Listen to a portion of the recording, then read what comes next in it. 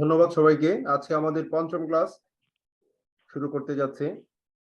আজকে প্রথম দিকে যে আলোচনাটা রাখছি সেটা হচ্ছে টিডিএস এবং ভিডিএস। এটার উপরে আমরা কিছুক্ষণ আলোচনা করে তারপর আমরা যে অডিটের জন্য অ্যাকাউন্টস প্রিপারেশন সেগুলি নিয়ে বিস্তারিত কথা বলবো একেবারে। হ্যাঁ, কি করে অ্যাকাউন্টস প্রিপেয়ার করতে হয়, ম্যানেজমেন্ট রিপোর্ট, তারপর আরো বিভিন্ন বিষয়গুলি চলে আসবে। মানে একেবারে একটা কোম্পানির সমস্ত ফাইন্যান্সিয়াল রিপোর্ট কি করে প্রিপেয়ার করতে হয় একেবারে, হ্যাঁ, যে কোনো ডিপার্টমেন্টে সাবমিটের জন্য, সেগুলো নিয়ে আমরা আরো ডিটেল আরো গভীরে কথা বলবো। আচ্ছা, টিডিএস টা কি কেউ বলতে পারেন? টিডিএস মানেটা কি? চ্যাট অপশনে একটু লিখে দেন দেখে। Tax deducted at source. Deducted at source. আর ভিডিএস হচ্ছে ভ্যাট ডিডাক্টেড এট সোর্স, এই তো? জি, ভ্যাট ডিডাক্টেড এট সোর্স। আচ্ছা, এই টিডিএস টা কখন আপনি কাটবেন, কার উপরে কাটবেন একটু বলেন তো দেখি।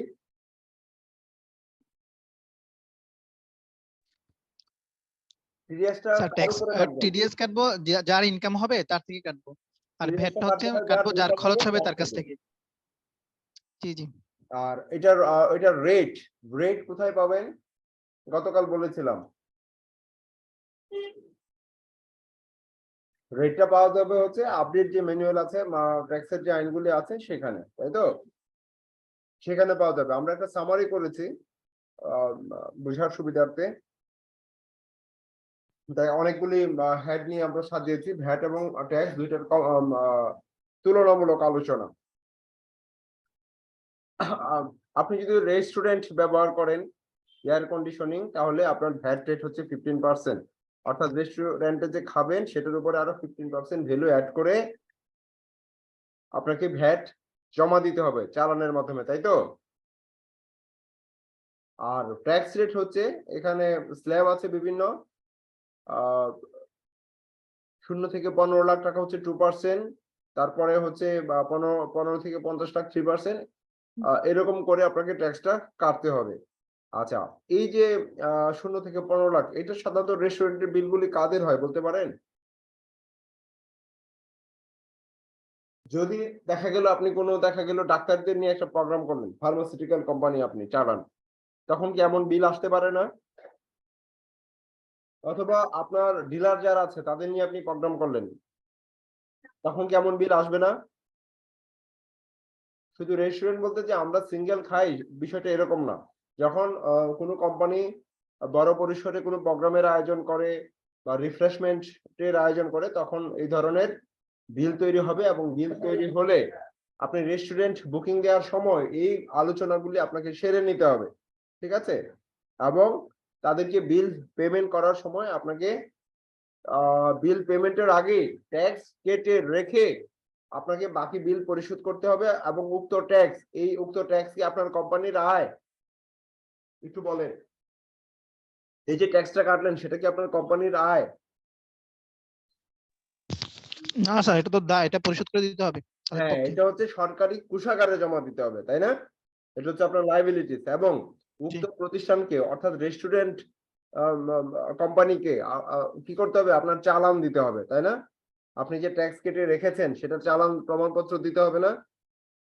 সে কিন্তু চাইলে কিন্তু আপনি এটা দিতে বাধ্য, ঠিক আছে? অ্যাকাউন্টস এর কতগুলি ইনফরমেশন আছে যেটার সাথে যে সম্পৃক্ত, সেখানে কিন্তু আপনি এই ধরনের তথ্য দিতে কিন্তু আপনি বাধ্য।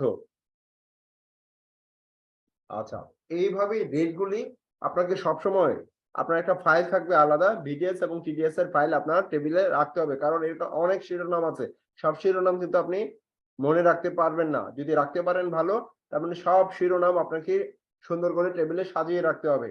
হ্যাঁ, কোনোটা রেট যদি চেঞ্জ হয় সাথে সাথে সেগুলোকে নোটেট করতে হবে। তারপরে ডেকোরেটরস, কেটার্স, হ্যাঁ, ভ্যাট যথারীতি 15%। এটা হচ্ছে সার্ভিস কোড দেয়া আছে। যদি 25 লাখ টাকার নিচে হয় তাহলে 10%, গ্রস বিলের উপরে 1.5%। এই ধরনের বিভিন্ন স্ল্যাব আছে, এগুলি আপনাকে অবশ্যই টেবিলে রেখে আপনাকে কাজ করতে হবে।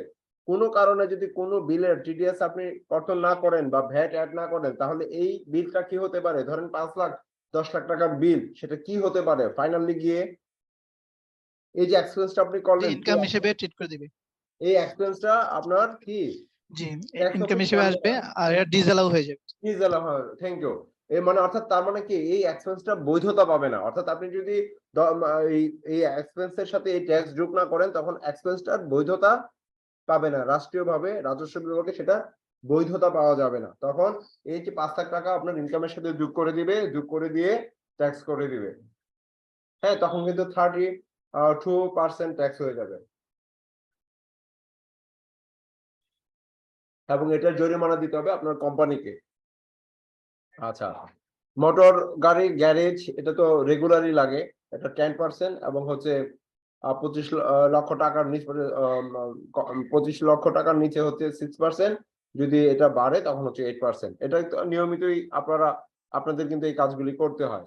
তার মানে প্রতিবারই গাড়ি যখন ঠিক করবেন, মেরামত করবেন, আপনাকে কিন্তু ট্যাক্স এবং ভ্যাট যোগ করতে হবে এবং ট্যাক্স ডিডাক্ট করে আপনাকে বিল ভাউচার তৈরি করতে হবে। হ্যাঁ, মোটর মোটর গ্যারেজের যারা মালিক তারা হয়তো এই ব্যাপারে সচেতন না কিংবা অবগত না, কিন্তু আপনাকে তার সাথে কথা বলে নিতে হবে বা বা যেভাবে আপনারা সম্মত হবেন সেভাবে কাজ করতে হবে। হ্যাঁ, যদি এমন হয় যে ভাই তাহলে আমাকে 6% বিল বেশি করে ধরে দিতে হবে, পরে আপনি কেটে রাখেন। হ্যাঁ, আপনাকে সেভাবেই করতে হবে। ডকইয়ার্ড 10%, 6%, এটারও 25 লাখ টাকা সীমানা। আচ্ছা, নির্মাণ সংস্থা, হ্যাঁ, এটা হচ্ছে 7.5%। তারপরে আরো স্ল্যাব আছে, আপনারা এগুলি একটু যাচাই করে নিয়েন, কারণ এগুলি তো আমিও আপডেট করি। কোথাও যদি স্লিপ হয়, হ্যাঁ, সেটাকে একেবারে 100% ধরবেন না, কারণ এটা আমারও আপডেট, আমি প্রতিনিয়তই আপডেট করি। দু এক জায়গায় যদি কোনো ধরনের ত্রুটি থাকে আমাকেও জানাবেন, আপনারাও সেটাকে আপডেট করে নেবেন। ঠিক আছে? আচ্ছা, নির্মাণ সংস্থা। আচ্ছা, নির্মাণ সংস্থা গেল, তারপরে আসি ওয়্যার হাউস, গুদাম ভাড়া যদি আপনারা প্রদান করেন, হ্যাঁ, সিএফএস, কন্টেইনার ফ্রেট স্টেশন, সেটা হচ্ছে 15% ভ্যাট। এটা আমরা ট্যাক্স রেট দেখতে পাচ্ছি না। কোল্ড স্টোরেজ, এরকম প্রত্যেকটা বিষয়, প্রত্যেকটা এক্সপেন্সের শিরোনামে এই টিডিএস এবং ভিডিএস এর বিষয়গুলি আছে। আচ্ছা, এর মধ্যে উল্লেখযোগ্য যেগুলি আমি সেগুলি একটু কথা বলি। ঠিক আছে? এগুলি তো আপনারা পেয়েছেন, তাই না? এটা কি পেয়েছেন?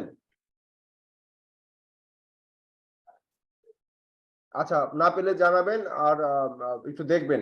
প্রিন্টিং প্রেস, এটা আমাদের নিত্য লাগে। প্রিন্টিং প্রেস, আচ্ছা, প্রিন্টিং প্রেস আমাদের নিত্য লাগে। তার মানে এটা হচ্ছে ট্যাক্স হচ্ছে 10%, আর tax on procurement and supplier slab. Procurement and সাপ্লায়ারের যে স্ল্যাবটা আছে সেই অনুযায়ী সেটা ট্যাক্স কর্তন করতে হবে। তার মানে মানে যে বিষয়গুলো আমাদের নিত্য লাগে এগুলি আমি একটু হাইলাইট করে দিচ্ছি। এই বিষয়গুলো আমাদের নিত্য লাগে। হ্যাঁ, প্রিন্টিং,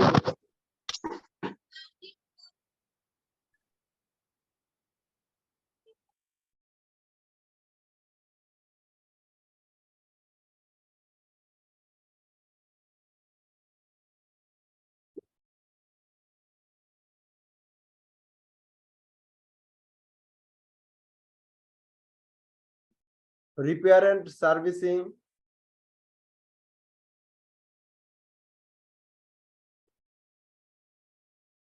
কনসালটেন্সি এন্ড সুপারভাইজরি। হ্যাঁ, এটা আমাদের লাগে। হ্যাঁ, কনসালটেন্সি, অনেক সময় ইঞ্জিনিয়াররা আসে, তারা কাজ করে। ঠিক আছে? এটা হচ্ছে 15%। তারপর হচ্ছে amount 0 to 25 lakh 10%, and above টাকা 25 লাখ 12%। এটা কিন্তু আমাদের লাগে। অডিট এন্ড অ্যাকাউন্টিং ফার্ম, এটা অবশ্যই লাগে, তাই না? জি, অডিট এন্ড অ্যাকাউন্টিং ফার্ম, এটা অবশ্যই কি লাগে? জি, অডিট ফি দেওয়ার সময় লাগে। হ্যাঁ, অডিট ফি দেওয়ার জন্য লাগে স্যার। হ্যাঁ, এটা কিন্তু সবাই চেক করে যে আগের বছরের পিটা। অডিট ফার্ম গুলি এসে আগে চেক করবে যে আমাদের ট্যাক্স দিলেন কিনা, তাই না? হুম। এটা হচ্ছে 15%, আর এটা হচ্ছে 0 to 25 লাখ 10%, এবং অ্যাবভ হচ্ছে 12%। তার মানে এই যে এগুলো হচ্ছে কমন, এগুলো আপনার লাগবেই। এই যে প্রকিউরমেন্ট প্রোভাইডার, হ্যাঁ, যারা সাপ্লাই দেয়, প্রকিউরমেন্ট প্রোভাইডারের হচ্ছে লাস্ট যেটা জানি সেটা হচ্ছে 7.5%। তারপর হচ্ছে 0 থেকে 15 লাখ বা 0 থেকে 15 লাখ 2%, 15 থেকে 50 লাখ 3%, 50 থেকে 1 কোটি 4%। এটা কিন্তু আপনার সব সময় লাগবে। এটা আপনার অফিসে কিন্তু সব সময় লাগবে। এটা কি আপনারা ফলো করেন কিনা?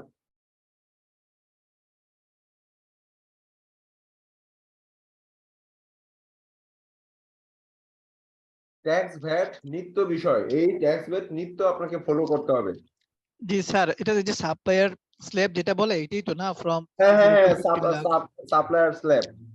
জি জি স্যার, আমার এটা এটা দুইটাই ইয়ে করতে হয়। কম্পারেটিভ করা আরকি, হ্যাঁ? থ্যাংক ইউ স্যার, এর জন্য ভালো হয়েছে। হ্যাঁ, দুইটাই কম্পারেটিভ করা। এখানে মেক্সিমাম গুলি আমরা রাখার চেষ্টা করেছি। দেখে দেখে আপডেট করেছি। এরপরেও আমি আবার বলছি, যদি কোথাও আপনারা মিসিং পান একটু আমাকেও জানাবেন, আমি কারেকশন করে নিব, আপনারাও কারেকশন করে নেবেন। ঠিক আছে? আচ্ছা, এটা অবশ্যই লাগে সাপ্লায়ার স্ল্যাব। হ্যাঁ? আচ্ছা, তারপরে কি আছে?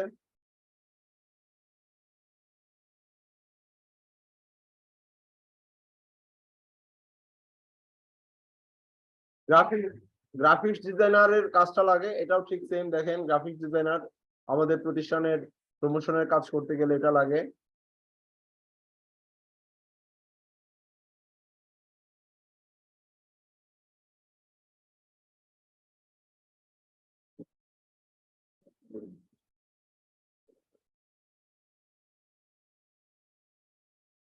এখানে হচ্ছে বিভিন্ন ধরনের বিজনেসের মানে বাংলাদেশের যত টাইপের বিজনেস আছে সবকিছুর ইনফরমেশন কিন্তু এখানে দেয়া। ঠিক আছে? আচ্ছা, এখন আরেকটা হচ্ছে কমন। আরেকটা কি কমন? স্যালারি। স্যালারি মানে যাদের ট্যাক্সেবল স্যালারি, তাদের কাছ থেকে কি আপনারা ট্যাক্স কর্তন করে রাখেন? ট্যাক্সেবল যাদের স্যালারি,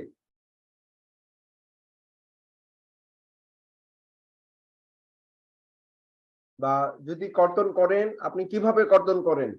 একজনের একজনের স্যালারি হচ্ছে 50,000, একজনের 80,000, কারো 1.5 লাখ, কারো 2 লাখ। আপনি কিভাবে এটা সেটেল করেন? একটু আপনাদের কাছ থেকে শুনতে চাই। এটা তো মনে হয় স্যার বেসিকের উপর ধরতে হয় না? হ্যাঁ, এখানেই তো হিসাব। এটা কমপ্লেক্স কিন্তু। স্যালারি ক্যালকুলেশনটা আপনি কিভাবে করবেন?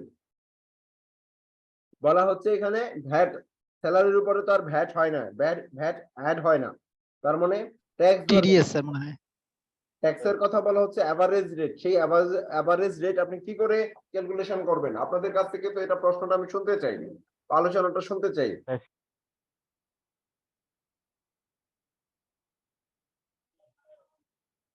এটা কি স্যার বেসিক স্যালারির উপর? হ্যাঁ, স্যালারির উপর। এখন বেসিক স্যালারি তো কারো 80,000 থাকতে পারে, কারো 60,000 থাকতে পারে, শুধু তো বেসিক না। এই ট্যাক্স ক্যালকুলেশনের ফ্যাক্টর গুলি কিন্তু আপনাকে জানতে হবে, এছাড়া আপনি সঠিকভাবে ট্যাক্স কর্তন করতে পারবেন না। আর কত টাকা স্যালারি হলে ট্যাক্স এই আরোপ হয়? Basic taxable 60। ইনকাম 3 লাখ টাকা ক্রস করলেই আপনাকে ট্যাক্স কাটতে হবে। 3 লাখ টাকা যদি ক্রস করে ট্যাক্সেবল ইনকাম, সে স্যালারি পেতে পারে 4 লাখ, কিন্তু তার ট্যাক্সেবল ইনকাম 3 লাখ ক্রস করে কিনা। সে বছরের স্যালারি পেতে পারে 5 লাখ, সে বছরের স্যালারি পেতে পারে আরো কম কিংবা বেশি, কিন্তু বিষয়টা হচ্ছে ট্যাক্সেবল স্যালারি কত। স্যালারি টোটালটাই কিন্তু ট্যাক্সেবল না। এই স্টাডিগুলি অ্যাকাউন্টস অফিসার বা যারা অ্যাকাউন্টসে কাজ করবেন, অ্যাডমিনিস্ট্রেটিভ বডিতে কাজ করবেন, তাদের অবশ্যই জানতে হবে, এবং সেটার জন্য আপনাকে স্টাডি করতে হবে, ওয়ার্কিং করতে হবে। ট্যাক্সেবল স্যালারি আমরা কিভাবে বুঝবো? হ্যাঁ, এইটা আমরা ট্যাক্সের ক্লাসে আলোচনা করব। ঠিক আছে? আচ্ছা, এখন আরেকটা বিষয় হচ্ছে যাদের, হ্যাঁ, তার মানে কি, আর একটা হচ্ছে এভারেজ রেট, আর একটা হচ্ছে কি স্যার স্যালারির বিষয়টা যদি একটু করে বলে দিতেন মনে হয় ভালো হতো। এটা এটা আসবে। পরের ক্লাসে কি এটা অনেক বড় পার্ট, আলোচনা হবে? এটা অনেক বড় পার্ট। এটা এই ক্লাসে আসবে না। হ্যাঁ, এটার পার্ট অনেক বড়, এটা অনেক সময় লাগবে। ঠিক আছে? আচ্ছা স্যার, আমাদের এই কোর্সে থাকবে তো নাকি আলোচনাটা? হ্যাঁ, আপনাদের কোর্সে আছে। হ্যাঁ, কোর্সে আছে। আচ্ছা জি, থ্যাংক ইউ। ঠিক আছে? কিভাবে ক্যালকুলেশন করতে, এটা মনে রাখবেন। আমাদের লাস্ট ক্লাসে এই বিষয়টা আসবে। ঠিক আছে? আচ্ছা, এখন হচ্ছে স্যালারি, সরি, ট্যাক্স। ট্যাক্স হচ্ছে অঞ্চল ভেদে মিনিমাম ট্যাক্স ভিন্ন। এটা কি জানেন? অঞ্চল ভেদে মিনিমাম ট্যাক্সটা ভিন্ন। যেমন যদি ঢাকা সিটি কর্পোরেশন এলাকায় হয় তখন কত মিনিমাম ট্যাক্স? 5,000। অন্য সিটি কর্পোরেশন এলাকায় হচ্ছে কত? দেখি, থ্যাংক ইউ, 4,000। হ্যাঁ, আর সিটি কর্পোরেশন এলাকা ছাড়া হচ্ছে 3000। তার মানে কি আমি যদি এটাই মিনিমাম ধরি, তার মানে 12 মাসে ধরলাম আপনি ঢাকায় কাজ করেন, তার সর্বনিম্ন ট্যাক্স লায়াবিলিটি হচ্ছে 5000, তাহলে 5000 ভাগ 12, তার মানে তার কাছ থেকে প্রতি মাসে আমি কত টাকা টিডিএস কেটে রাখবো বলেন, আপনাদের কাছ থেকে শুনতে চাই। ধরলাম একজন এমপ্লয়ির সর্বনিম্ন ট্যাক্স লায়াবিলিটি হচ্ছে 5000, তাহলে একজনের কাছ থেকে প্রতি মাসে, এই যে বললো যে আমাকে প্রতি মাসে স্যালারি থেকে ট্যাক্স কেটে রাখতে হবে, কত রাখবো বলেন?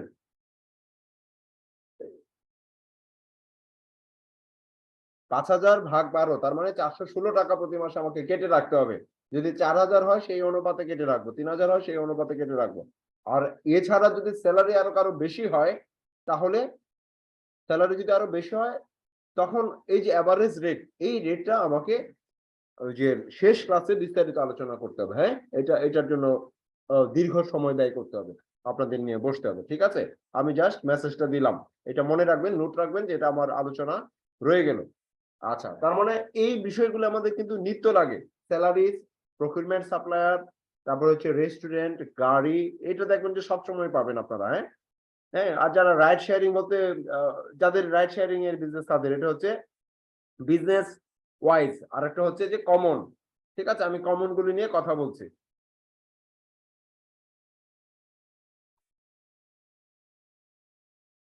আরেকটা লাগে হচ্ছে ক্যাটারিং সার্ভিস। হ্যাঁ, ক্যাটারিং সার্ভিসটা লাগে। ক্যাটারিং সার্ভিসটা হচ্ছে ওই যে ভ্যাট হচ্ছে 15%, আর হচ্ছে ট্যাক্স হচ্ছে অন কমিশন, হ্যাঁ, ফি, আর গ্রস হচ্ছে 2%। আমি জাস্ট ধরিয়ে দিচ্ছি যে কোনটা কোথায় আছে, মেন মেন ব্যাপারগুলি আপনাদের। স্যার এই জিনিসটা একটু বুঝিয়ে বলেন তো স্যার, যে অন কমিশন মানে অর্থাৎ কি আমার এগ্রিমেন্টে থাকবে ক্যাটারিং সার্ভিস যারা দিবে এদেরকে, আচ্ছা, নাকি অন অন কমিশন? কমিশন আর ফি, কমিশন আর ফি যদি কেউ নেয়, ধরেন ক্যাটারিং সার্ভিস দিল, কেউ যদি সার্ভিস দেয় তাহলে কমিশনে সে দিতে পারে। কমিশন হচ্ছে ফি নিবে, বিল বিল সে টোটাল বিল নিবে না, হয়তো ধরেন আপনাদের নিজেদেরই সার্ভিস সে হয়তো গুছিয়ে দিচ্ছে, সে শুধু ফি নিবে, যে অ্যাডভাইজারদের মতো। ঠিক আছে, আপনারই সমস্ত অ্যারেঞ্জমেন্ট, ঠিক আছে, সে হয়তো ওই প্রতি পার হেড এত টাকা নিবে, হতে পারে না। আর হচ্ছে গ্রস অ্যামাউন্ট, সে টোটালটাই সে বিল করবে, গ্রস অ্যামাউন্ট সবই তার, চাল ডাল সবই তার। আর হচ্ছে আপনি অ্যারেঞ্জ করে দিলেন, সে এখানে খেটে দিবে, অর্থাৎ সার্ভিসটা সে দিবে। আপনাদের যদি কারো আরো নতুন আইডিয়া থাকে বলতে পারেন, আমি এটা আমি যেটা দেখি যে এটা এরকম ভাবেও হয়, যেমন আমরা যখন কাজ করেছি, যে আমরা অ্যারেঞ্জ করে দিচ্ছি, সে পেমেন্ট নিয়ে গেছে, ফি নিয়ে গেছে। হ্যাঁ, আপনাদের কোনো আইডিয়া থাকলে শেয়ার করতে পারেন। আর গ্রস অ্যামাউন্ট হচ্ছে সমস্ত সমস্ত বিলে তার, সবকিছু সে অ্যারেঞ্জ করবে, গ্রস অ্যামাউন্ট নেবে। গ্রস অ্যামাউন্ট হচ্ছে মোট বিল, অর্থাৎ একটা বিল করবে হচ্ছে সার্ভিস। আচ্ছা, এটা আরো স্পষ্ট করে দেই, ক্যাটারিং সার্ভিসের ওই যে ওয়েটাররা যে ডিউটি করে কিনা? জি জি করে। করে। এখন এখন মনে হয় আপনাদের আরো স্পষ্ট হয়ে যাবে। ওয়েটাররা কি ওই যে কোনো খাবার টাবারের সাথে সম্পৃক্ত থাকে, চাল ডাল নুনের সাথে, তেলের সাথে সম্পৃক্ত থাকে? না, ওয়েটাররা তো ওই ধরনের সম্পর্ক হ্যাঁ, থাকে না। তার মানে কি এটা কিন্তু তার ক্যাটারিং সার্ভিসের অধীনে সে কাজ করতেছে না, কোনো কোম্পানির অধীনে বা প্রতিষ্ঠানের অধীনে। হইতে পারে সেটা প্রোপ্রাইটরশিপ বিজনেস, কিন্তু কোন একটা টিমের অধীনে তো সে কাজ করে নাকি? জি জি। প্লেয়ার, তারপরে টিমের অধীনে সে যদি কাজ করে, সে তো ফি নিচ্ছে। সে তো আপনার মাংসের দামও নিচ্ছে না, চালের দামও নিচ্ছে না, তেলের দামও নিচ্ছে না, নিচ্ছে কি?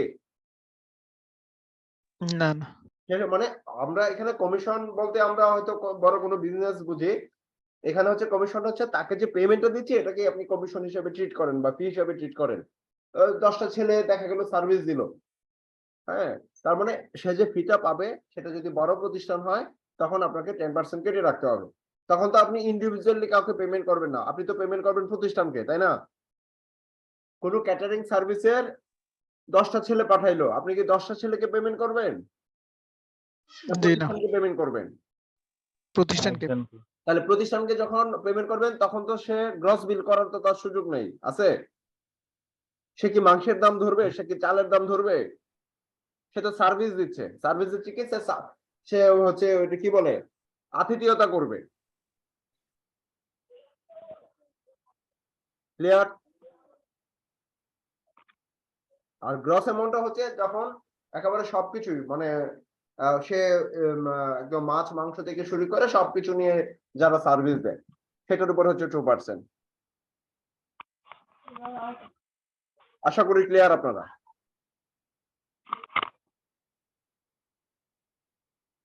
তো এই বিষয়গুলো হচ্ছে ম্যান্ডেটরি। এরপরে আপনারা সব কয়টা দেখবেন, ঠিক আছে, একটু পড়বেন।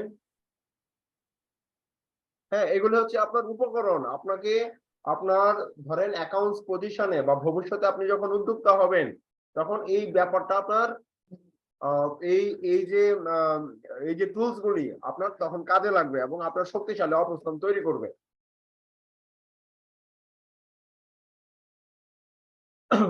তাহলে টিডিএস বিডিএস নিয়ে আরো কারো কোনো প্রশ্ন আছে?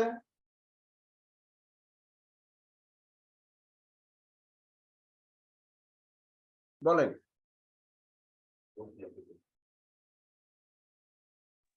এই চার্টটা কি স্যার আমরা অনলাইনে কোথাও পাবো, মানে কোনটাতে কত না, না, না, বলবো আমি এখন দিয়ে দিব, যেটা? আমি দিয়ে দেবো আপনাদের জন্য। আপনাদের মানে আপনাদের কর্মক্ষেত্রে যেন এই ব্যাপারগুলি আপনারা রিচ হতে পারেন, আমরা এই সাপোর্টটা আপনাদের দিব। Okay, ঠিক আছে? আর আপনাদের আজকে তো আরো ম্যাটেরিয়াল পেয়েছেন, এই যে audit accounts preparation, audit preparation মেসেজটা পেয়েছেন তাই না, মেলটা? যদি এটা বাদ পড়ে থাকে আমি অ্যাড করে দিব। ক্লাস 3 এবং 4 এই দুইটার তো কোনো মেটেরিয়ালস দেওয়া হয় নাই। হ্যাঁ, হ্যাঁ, টিডিএস বিডিএসটা আমার যতটুকু মনে হচ্ছে যে এটা বাদ পড়েছে, ঠিক আছে? না, ক্লাস 3 এবং 4 দুইটারই দেওয়া হয় নাই।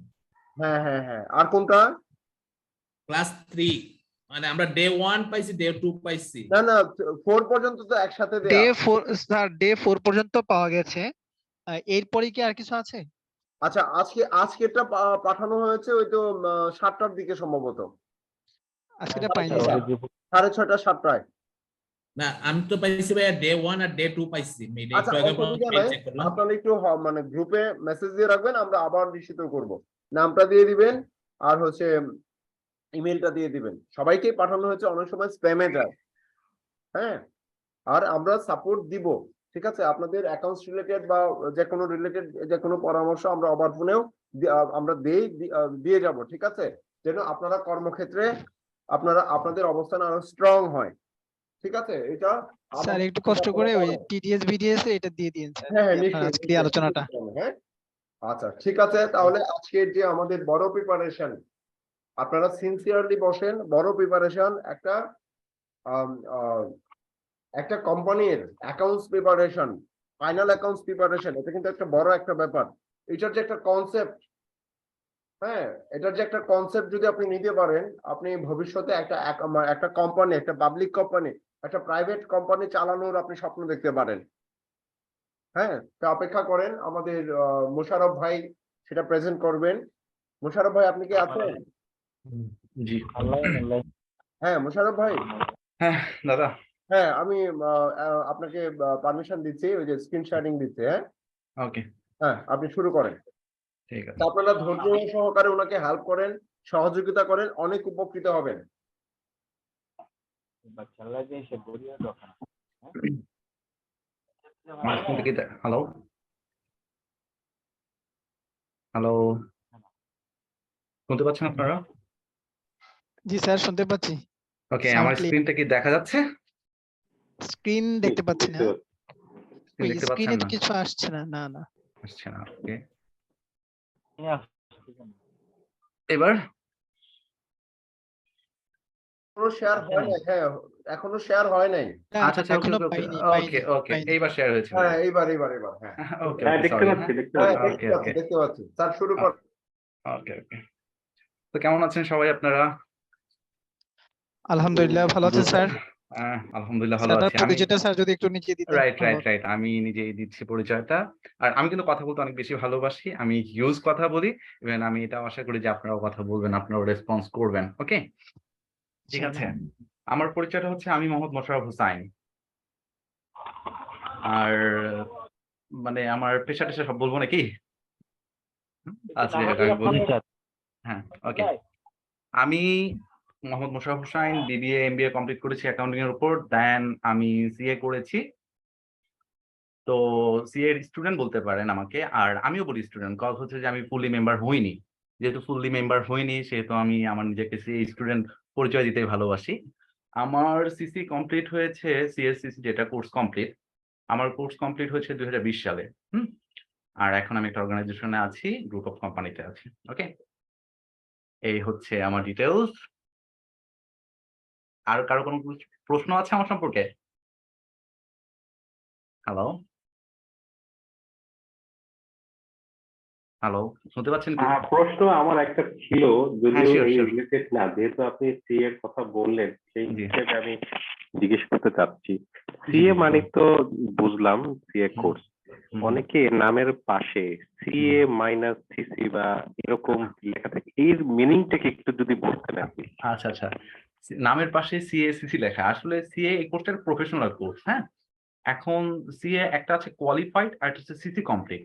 এখন আমরা যারা সিএ করি তারা সাধারণত ফার্মে 3.5 বছর সময় দেই। এখন একজন স্টুডেন্ট, সেই স্টুডেন্ট যখন ফার্মে 3.5 বছর সময় দেয়, সেই সময় সে প্র্যাকটিক্যাল কাজ করে, ইভেন সিএ পড়াশোনা করে। হ্যাঁ, যারা ফার্মে রেজিস্টার হয়ে 3.5 বছর সময় স্পেন্ড করে, তখন ফার্ম তাকে একটা সার্টিফিকেট দেয় যে এই ছেলেটা সি এর কোর্স কমপ্লিট। ওকে, যেখানে সি এর পাশে সিসি লেখা থাকবে সেখানে সি এর কোর্সটা কমপ্লিট হয়েছে। আর ফুললি মেম্বার হইতে হলে আমাদের সি এর যে সাবজেক্ট গুলো আছে 18টা সাবজেক্ট, সেই 18টা সাবজেক্ট পাস করলে তখন সে গিয়ে এসিএ হয়। হ্যাঁ, অ্যাসিস্ট্যান্ট চার্টার্ড অ্যাকাউন্টেন্ট। দেন এসি এর পর গিয়ে যখন সে প্র্যাকটিস করবে, আপনার এফসি হওয়ার জন্য 5 বছর প্র্যাকটিস করতে হয় আর একটা পরীক্ষা দিতে হয়, পরীক্ষা দিয়ে একজন যে স্টুডেন্ট এফসিএ তে পরিণত হয়। আর কারো কোনো প্রশ্ন? ক্লিয়ার ক্লিয়ার, ধন্যবাদ আপনাকে। ওকে, আচ্ছা, আপনারা কাইন্ডলি এটা- সবাই রেসপন্স করবেন। ওকে, সবাই যতটা পারা যায় আর কি, হজবরল হইলেও রেসপন্স করবেন। একটু জানার ছিল স্যার, জি, শিওর। এটা কি স্যার এই যে বিবিএ বা এমবিএ এর পরে করার সুযোগ আছে? হ্যাঁ, সিএটা সাধারণত বিবিএ বা এমবিএ এর পরেই করে। এছাড়াও আমাদের বাংলাদেশের প্রেক্ষাপটে এটা হচ্ছে আপনার ইন্টারমিডিয়েট কমপ্লিট করার পরও করা যায়। যদি ইন্টারমিডিয়েট আপনার ম্যাট্রিক এবং ইন্টারমিডিয়েট এই দুটা মিলায়ে 9.5 এর উপরে থাকে, তখন একটা ছেলে বা একটা মেয়ে সিএ করার জন্য অ্যাপ্লাই করতে পারে। ওকে, দেন ডিপেন্ড করবে যে এই সিএ ফার্ম সে পড়তে চায় সেই সিএ ফার্মের প্রিন্সিপালের উপর।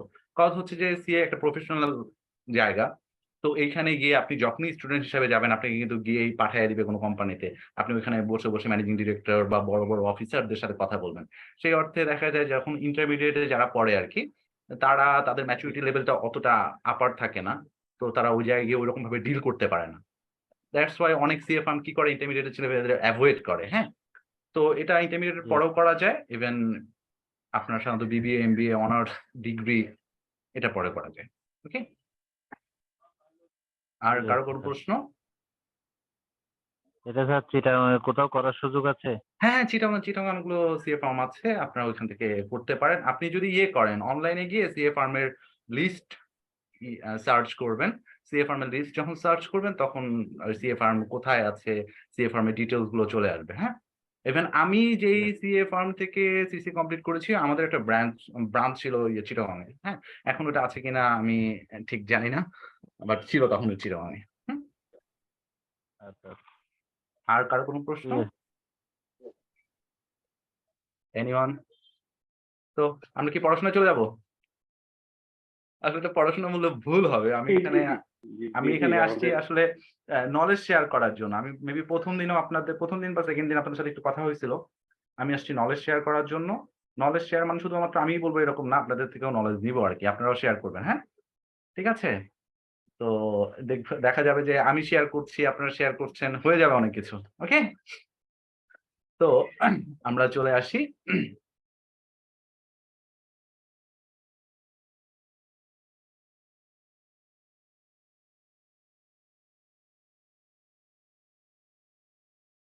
জাস্ট একটা মিনিট। আমার এটাতে প্রোগ্রামের সমস্যা দেখা দিয়েছে। ওকে। ক্লাস 5 আজকে আমাদের টপিক ছিল কি? VDS, TDS, audit report and accounts. Hello, জি আমরা জি কি জি স্যার। শুনতে পাচ্ছি ক্লিয়ার? হ্যাঁ কাইন্ডলি রেসপন্স করবেন, শুনতে পাচ্ছি, কাইন্ডলি রেসপন্স করবেন। হ্যাঁ এখন আমার প্রথম কথা হচ্ছে যে আমরা কি সরাসরি অডিট রিপোর্ট এন্ড অ্যাকাউন্টসে চলে যাব নাকি এর আগে আপনাদের রিকোয়ারমেন্ট অনুযায়ী এর আগে এটার বেসিক কিছু জিনিস নিয়ে আলোচনা করব? যদি বেসিক কিছু নিয়ে আলোচনা করলে ভালো হবে। ওকে, বেসিক নিয়ে যদি আলোচনা করি তারপর আমরা ফাইন্যান্সিয়াল স্টেটমেন্টে চলে গেলে হবে। এর আগে আপনারা আমাকে একটা ইনফরমেশন দেন যে আপনারা কেউ কি ফুল অ্যাকাউন্টসটা করেছেন কখনো? জি না, কেউ এখানে কেউ আছে কি ফুল অ্যাকাউন্টস করেছেন? কাইন্ডলি রেসপন্স করবেন। না আমি করিনি। কিছুটা করেছি, কিন্তু মিলানোর জন্য করেছি, সত্যি কথা বলতে। একেবারে আপনারা যে প্রফেশনাল ভাবে যেভাবে করেন ওভাবে আমি করিনি, মিলানোর জন্য করিয়েছি, এই আর কি। আচ্ছা আচ্ছা, ওকে, তাহলে আমি হ্যালো, আচ্ছা আমি তাহলে প্রাইমারি লেভেল একটু আলোচনা করি। আপনারা, আমি যতটুকু আপনাদের সাথে ছিলাম ফার্স্ট ক্লাস থেকে, আমি দেখেছি আপনারা লেনদেন দিয়ে শুরু করেছেন। ওকে, লেনদেন দিয়ে শুরু করেছেন, দেন আপনারা জার্নালে আসছেন। আপনারা কি এই ইয়ের ইংলিশ নামের সাথে পরিচিত তো সবাই? জি জি ওকে ওকে, ঠিক আছে। কারো যদি কোনো সমস্যা থাকে আমাকে কাইন্ডলি বলবেন, হ্যাঁ? কারণ কথা হচ্ছে যে আমি দেখছি যে অনেকে বলছে যে তারা কমার্স ব্যাকগ্রাউন্ডের না, হ্যাঁ? তো সেই অর্থে যে কেউ যে কোনো অ্যাকচুয়ালি বাংলাটাই পরিচিত ছিলাম না আর কি, আচ্ছা ইংলিশটাই। আচ্ছা আচ্ছা, তাহলে তো আমার জন্য অনেক ভালো হবে। হ্যাঁ, ঠিক জি আছে। জি যে কেউ যে কোনো সিলি কোশ্চেন আমাকে করতে পারেন, হ্যাঁ? তো অ্যাকাউন্টস প্রিপারেশন করার জন্য বা একটা অডিট রিপোর্ট প্রিপেয়ার করার জন্য আমরা কি কি করি সেই সম্পর্কে একটু বেসিক জিনিস জেনে নিব। আগে প্রথমে আমরা একটু জানি যে অডিট রিপোর্টটা কি। অডিট, অডিটের অর্থটা কেউ কি বলবেন? নিরীক্ষা, নিরীক্ষা। আর রিপোর্ট মানে প্রতিবেদন। আর প্রতিবেদন। অডিট রিপোর্ট হচ্ছে নিরীক্ষা প্রতিবেদন। এই নিরীক্ষা প্রতিবেদনটা আসলে আমরা কিসের উপর করি? আমরা কিন্তু নিরীক্ষা প্রতিবেদনটা অ্যাকাউন্টস এর উপর করি। ফাইন্যান্সিয়াল স্টেটমেন্টের উপর। Right, right. ফাইন্যান্সিয়াল স্টেটমেন্ট বা আমরা অ্যাকাউন্টস বলি এটাকে। একদম প্রফেশনালি আমরা একদম শর্টকাট অ্যাকাউন্টস বলি। ওকে? আমরা ফাইন্যান্সিয়াল স্টেটমেন্টের উপরে করি। ঠিক আছে? ওকে। তো ফাইন্যান্সিয়াল স্টেটমেন্টের উপর যেহেতু আমরা এই অডিট রিপোর্টটা করি, সেহেতু আমাদের ফাইন্যান্সিয়াল স্টেটমেন্টটাকে টোটালটাকেই চেক করতে হয়। ওকে?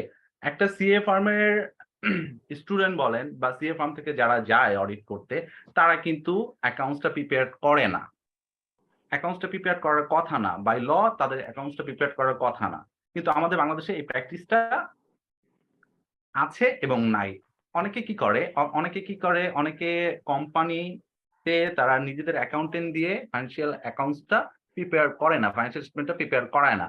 তো তারা সিএ ফার্মকে হায়ার করে তাদেরকে দিয়ে করায়। আসলে এইটা ঠিক না আরকি, হ্যাঁ? বাই ল এটা ঠিক না। সাধারণত এটা নিয়ম হচ্ছে অর্গানাইজেশনের যে অ্যাকাউন্টেন্ট থাকবে তার সাথে কনসার্ন যে পার্সনরা থাকবে তারাই অ্যাকাউন্টসটা তৈরি করবে আর সিএ ফার্ম এসে এটাকে অডিট করবে। ওকে? তো যাই হোক, আমরা আমাদের এই অডিট সম্পর্কে জানলাম। নিরীক্ষা প্রতিবেদন কিসের উপর করে? ফাইন্যান্সিয়াল স্টেটমেন্টের উপর করে। ওকে? ঠিক আছে? তো আমরা একটু দেখি, আপনারা স্ক্রিনে দেখতে পাচ্ছেন। আপনাদের মনে হয় এই পেজটা দেওয়া হয়নি, হ্যাঁ? কজ হচ্ছে যে আমি আসলে ওরকম ভাবে সাজায় আপনাকে দিতে পারিনি। আমি আপনাকে ফাইন্যান্সিয়াল স্টেটমেন্টটা দিয়েছি। আর সেই সাথে অডিট রিপোর্টটাও দিয়েছি, হ্যাঁ? আর এটা বেসিক যে আলোচনা সেটা আমি করছি। যদি এই ডিসকাসের পেজটা আপনাদের প্রয়োজন হয়, আপনারা আমাকে বলবেন বা দাদাকে বলবেন, আপনাদেরকে প্রোভাইড করা হবে, হ্যাঁ? জি, জি আমাদের অবশ্যই প্রোভাইড করবে, ভালো হবে। ওকে, যেহেতু আমরা অ্যাকাউন্টস এর উপর এবং অ্যাকাউন্টিং এর উপর লেকচারটা দিব, আপনারা কি কেউ জানেন হোয়াট ইজ অ্যাকাউন্টিং? এই প্রশ্নটার সাথে কেউ কি ফেস করছেন বা এটা নিয়ে কেউ কি কখনো চিন্তা করছেন যে অ্যাকাউন্টিংটা কি? ইংলিশে ডেফিনেশন পড়েছিলাম। ডেফিনিশন পড়েছেন, বাংলা একটু বুঝায় বলতে পারবেন কেন? এটা মানে রেকর্ডিং লিপিবদ্ধ করতে হয়, তারপর সামারাইজ করতে হয়, এনালাইজ করতে হয়। আচ্ছা এটা আর কি অফ এনি এন্টিটি, যে কোনো একটা ব্যবসায় প্রতিষ্ঠানের। আচ্ছা, আমিও এরকম একটা ডেফিনিশন লিখে জি রাখছি, জি জি দেখছেন? দেখা যাচ্ছে accounting is the way of recording, analysing, summarising the transaction of an entity. এটা কিন্তু আমাদের সি এর বইয়ের একদম, সি এর বই থেকে হুবহু তুলে দেওয়া। ওকে? তো অ্যাকাউন্টিংটা আচ্ছা এমন আচ্ছা একটা ওয়ে যেটার মাধ্যমে আমরা রেকর্ড করব, বিশ্লেষণ করব এবং সামারাইজ করব। ওকে? তো মনে আছে আমরা কি রেকর্ড করব? আমরা ফার্স্ট ক্লাসে কি পড়েছিলাম? লেনদেন, তাই না? লেনদেনগুলো আমরা রেকর্ড করব। এরপর এগুলোকে এনালাইসিস করব যে ঠিকঠাক মতো সবকিছু ঠিকঠাক আছে কিনা লেনদেনগুলোকে। এরপরে একে সামারাইজ করব। সামারাইজ কিভাবে করব? আমি যদি একদম সারসংক্ষেপে চলে যাই বা যদি সংক্ষেপভাবে চলে যাই, সামারাইজটাকে আমি এখানে বুঝাচ্ছি ট্রায়াল ব্যালেন্স, আমি ট্রায়াল ব্যালেন্স করেছি না? জি জি ট্রায়াল ব্যালেন্সে লেজারের হেড থেকে ট্রায়াল ব্যালেন্স আসে, তাই তো? দেখেন জি ওইখানে কিন্তু আমাদের অ্যাকাউন্ট রিসিভেবল কিন্তু আমাদের অ্যাকাউন্ট রিসিভেবল একজন থাকে না, অনেকেই থাকতে পারে, তাই না? তো ওইটাকে জি। আমরা কি, স্ক্রিন শেয়ার করেছেন? স্ক্রিন শেয়ার করেছেন? হ্যাঁ স্ক্রিন তো শেয়ার করেছি, আপনি কি দেখতে পাচ্ছেন না? কিন্তু মানে আমি এই ফোল্ডারে movement- নামগুলো দেখতে পাচ্ছি, কিন্তু ভিতরে কোনো লেখা দেখতে পাচ্ছি না, শুধু আপনার ভয়েসটা শুনতে পাচ্ছি। হ্যাঁ আচ্ছা, হ্যাঁ হ্যাঁ রাইট। এটা কি মুভমেন্ট হচ্ছে না? না না, না মুভমেন্ট স্যার, হচ্ছে না, মুভমেন্ট হচ্ছে না, মুভমেন্ট হচ্ছে না। আমরা আপনার কথাই শুনছি। গভর্নমেন্ট হচ্ছে। আপনারা শুধু আমার কথাই শুনছেন? একটু জি কাইন্ডলি, স্যার, জি। আচ্ছা একটু একটু একটু এবার এবার এবার কি মুভমেন্ট হচ্ছে, রাইট, দেখাচ্ছে? রাইট স্যার, ওকে, ওকে। আচ্ছা আচ্ছা আচ্ছা, সরি, এটা আমি একটু আরেকটু ফ্রিলি বলে নেই। আমি আসলে জুমে কখনো ক্লাস নেই, আমি ক্লাসগুলো সরাসরি নেই, ওকে? তো এটার জন্যই আমার একটু প্রবলেম হচ্ছে আর কি, হ্যাঁ? ওকে ওকে। ওকে ওকে, আমার আসলে সরাসরি ক্লাস নিয়ে অভ্যস্ত তো। তো আমরা কোথায় ছিলাম? ট্রায়াল ব্যালেন্স অ্যাকাউন্ট রিসিভেবল এর রাইট ব্যালেন্স ট্রায়াল নিয়ে। ব্যালেন্সে ছিলাম, ওকে। আমি সামারাইজিং এর কথা বলছিলাম। আমরা ট্রায়াল ব্যালেন্সে ছিলাম। ট্রায়াল ব্যালেন্স অ্যাকাউন্ট রিসিভেবলটা আমরা পাই কোত্থেকে? লেজার থেকে কিন্তু পাই, তাই না? জি তো লেজারে দেখা যাচ্ছে আমার অ্যাকাউন্ট রিসিভেবল আছে ৩ জন, ৪ জন, ৫ জন, ৬ জন, ওটাকে সংক্ষেপে আমি একটা অ্যাকাউন্ট রিসিভেবল লিখি। এটাকে আমরা সামারাইজিং বলছি, ওকে?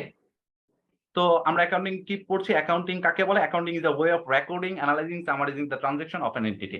ওকে, গেল। ওকে। এবার second question, what is account? Account কি কেউ বলতে পারেন? What is account? Anyone please? Account voice হচ্ছে দিবেন, মানে হ্যাঁ। হিসাব আর কি, হিসাবের নাম, বিভিন্ন নাম অনুযায়ী যেটা আমরা করি আর কি। যেমন ক্যাপিটাল অ্যাকাউন্ট মানে ইটস অ্যান অ্যাকাউন্ট, এই টাইপের আর কি, অ্যাকাউন্ট রিসিভেবল এই টাইপের প্রত্যেকটা এটা আলাদা হচ্ছে আলাদা শ্রেণী block। ওয়াইজ আর কি, ক্লাস ওয়াইজ নাম যেটা। রাইট। এক কথায় আমরা লেজারে যে হেডগুলো ক্রিয়েট করি, এটাই কিন্তু একেকটা অ্যাকাউন্ট, ওকে?